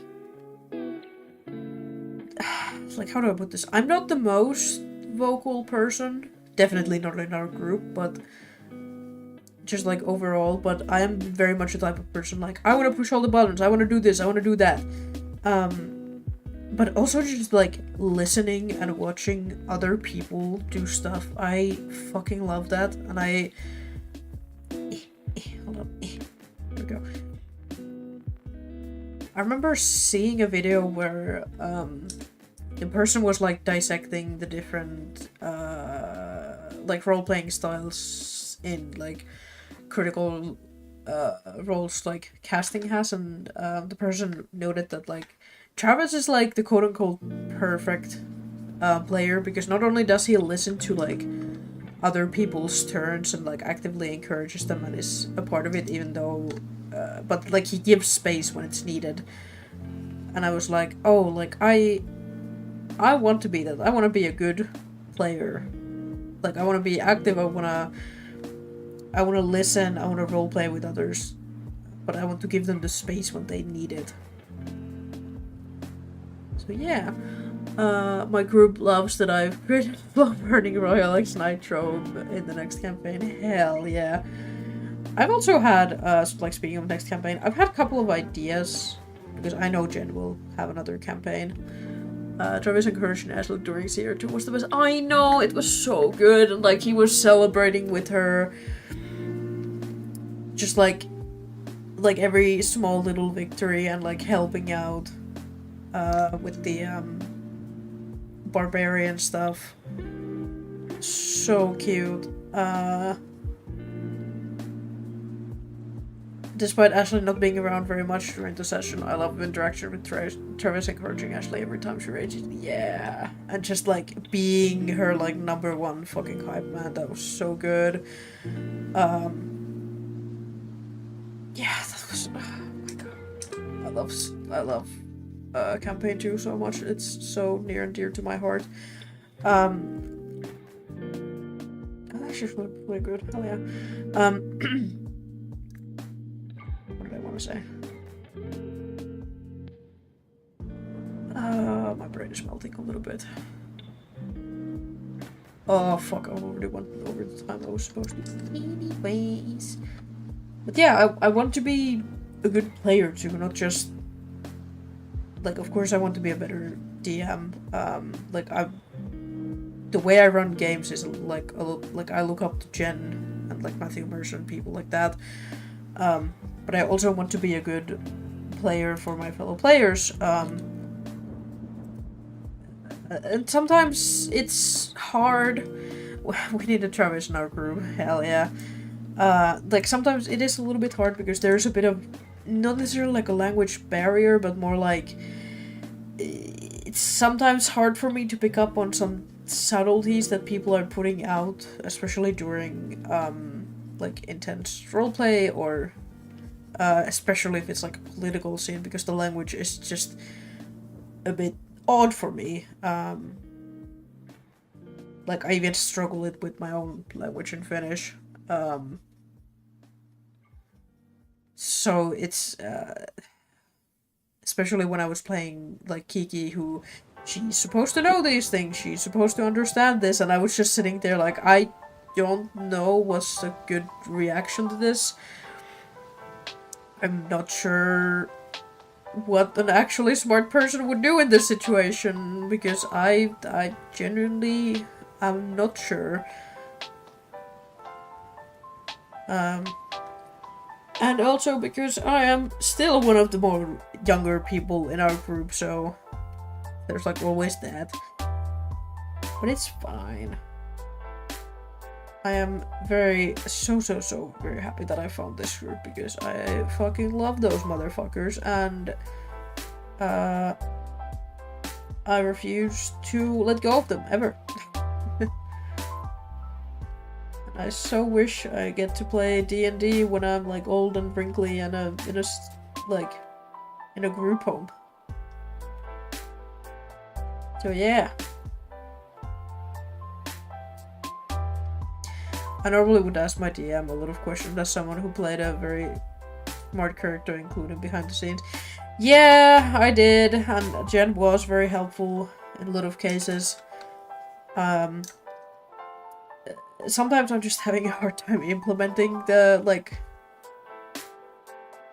things I was given, if that makes sense.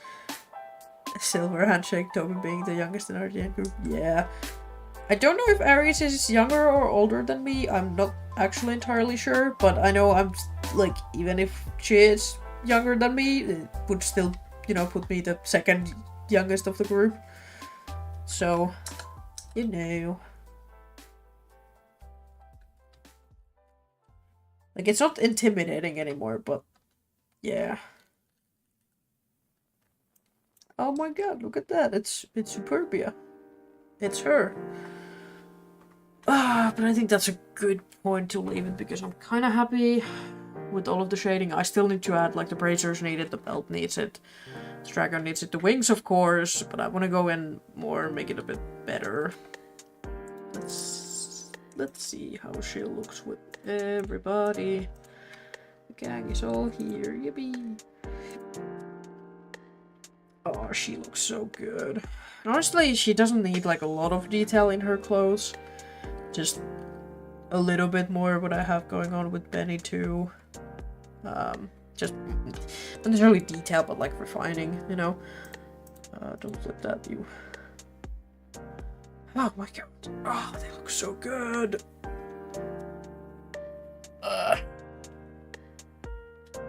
Jen, just the baby who have power to obliterate the party. Yeah. No, for real. Motherfucker is only too much older than me. I love this little party. Like, it's very different from the previous campaign, which I do actually really like, even though something in me just holds that party like very near and dear to my heart. Like, there was a lot of like found family tropes in the Glorious Goats, where I feel like Long Promise is more of a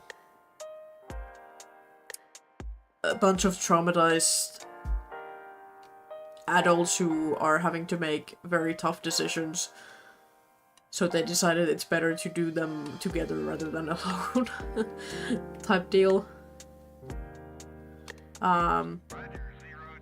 Like, there are some like found family tropes within our party too, but it's different. Because there was like Grim Thought and Coda in the first one where they weren't quite there mentally, maybe as the other ones, but like these are, like there's Alina and Dante who are a bit older than the rest of the group, Dante especially. Long Promise needs. Oh, yeah, they really fucking do. But 2 is in a very, very good state. I do need to tone down a little bit with her hair. Ash will soon get a makeover too. I did start on his face. So I'm not starting totally from 0, and he doesn't have big ass wings, and luckily because most of his thing is armor, I can be what's the word? A little bit more like broader strokes. Not having to go in. Don't have to do the like little creases and whatnot. But yeah, I didn't expect that I would actually fall in love with the process of making like these big group pictures, because they used to feel like really, really daunting to me. I still do, but like I'm taking it slowly. Like I've noticed over the years that when like now that I've started to become older, I can like process a lot of information better than when I was younger. Like instead of being like, oh my god, that's a lot of work that I need to, I'll be like, okay, like let's break it down into parts and let's go like one drawing session at a time and see where we end up. Ash, our favorite jock, exactly. But I think this is a good point to leave it because it's almost 1:30 in the goddamn morning and I've been drawing non-stop for over 3 hours, almost 4. Jesus fucking Christ. But yeah, hey, thank you Toby for showing up. It was fun talking to you. And you seem to really enjoy the stream, so yippee. But yeah, I think this will be me for now. We'll be streaming on Wednesday, and then hopefully the party will have a Friday session. We did have discussions if we're gonna skip it or no, but we'll see. But anyways, goodbye.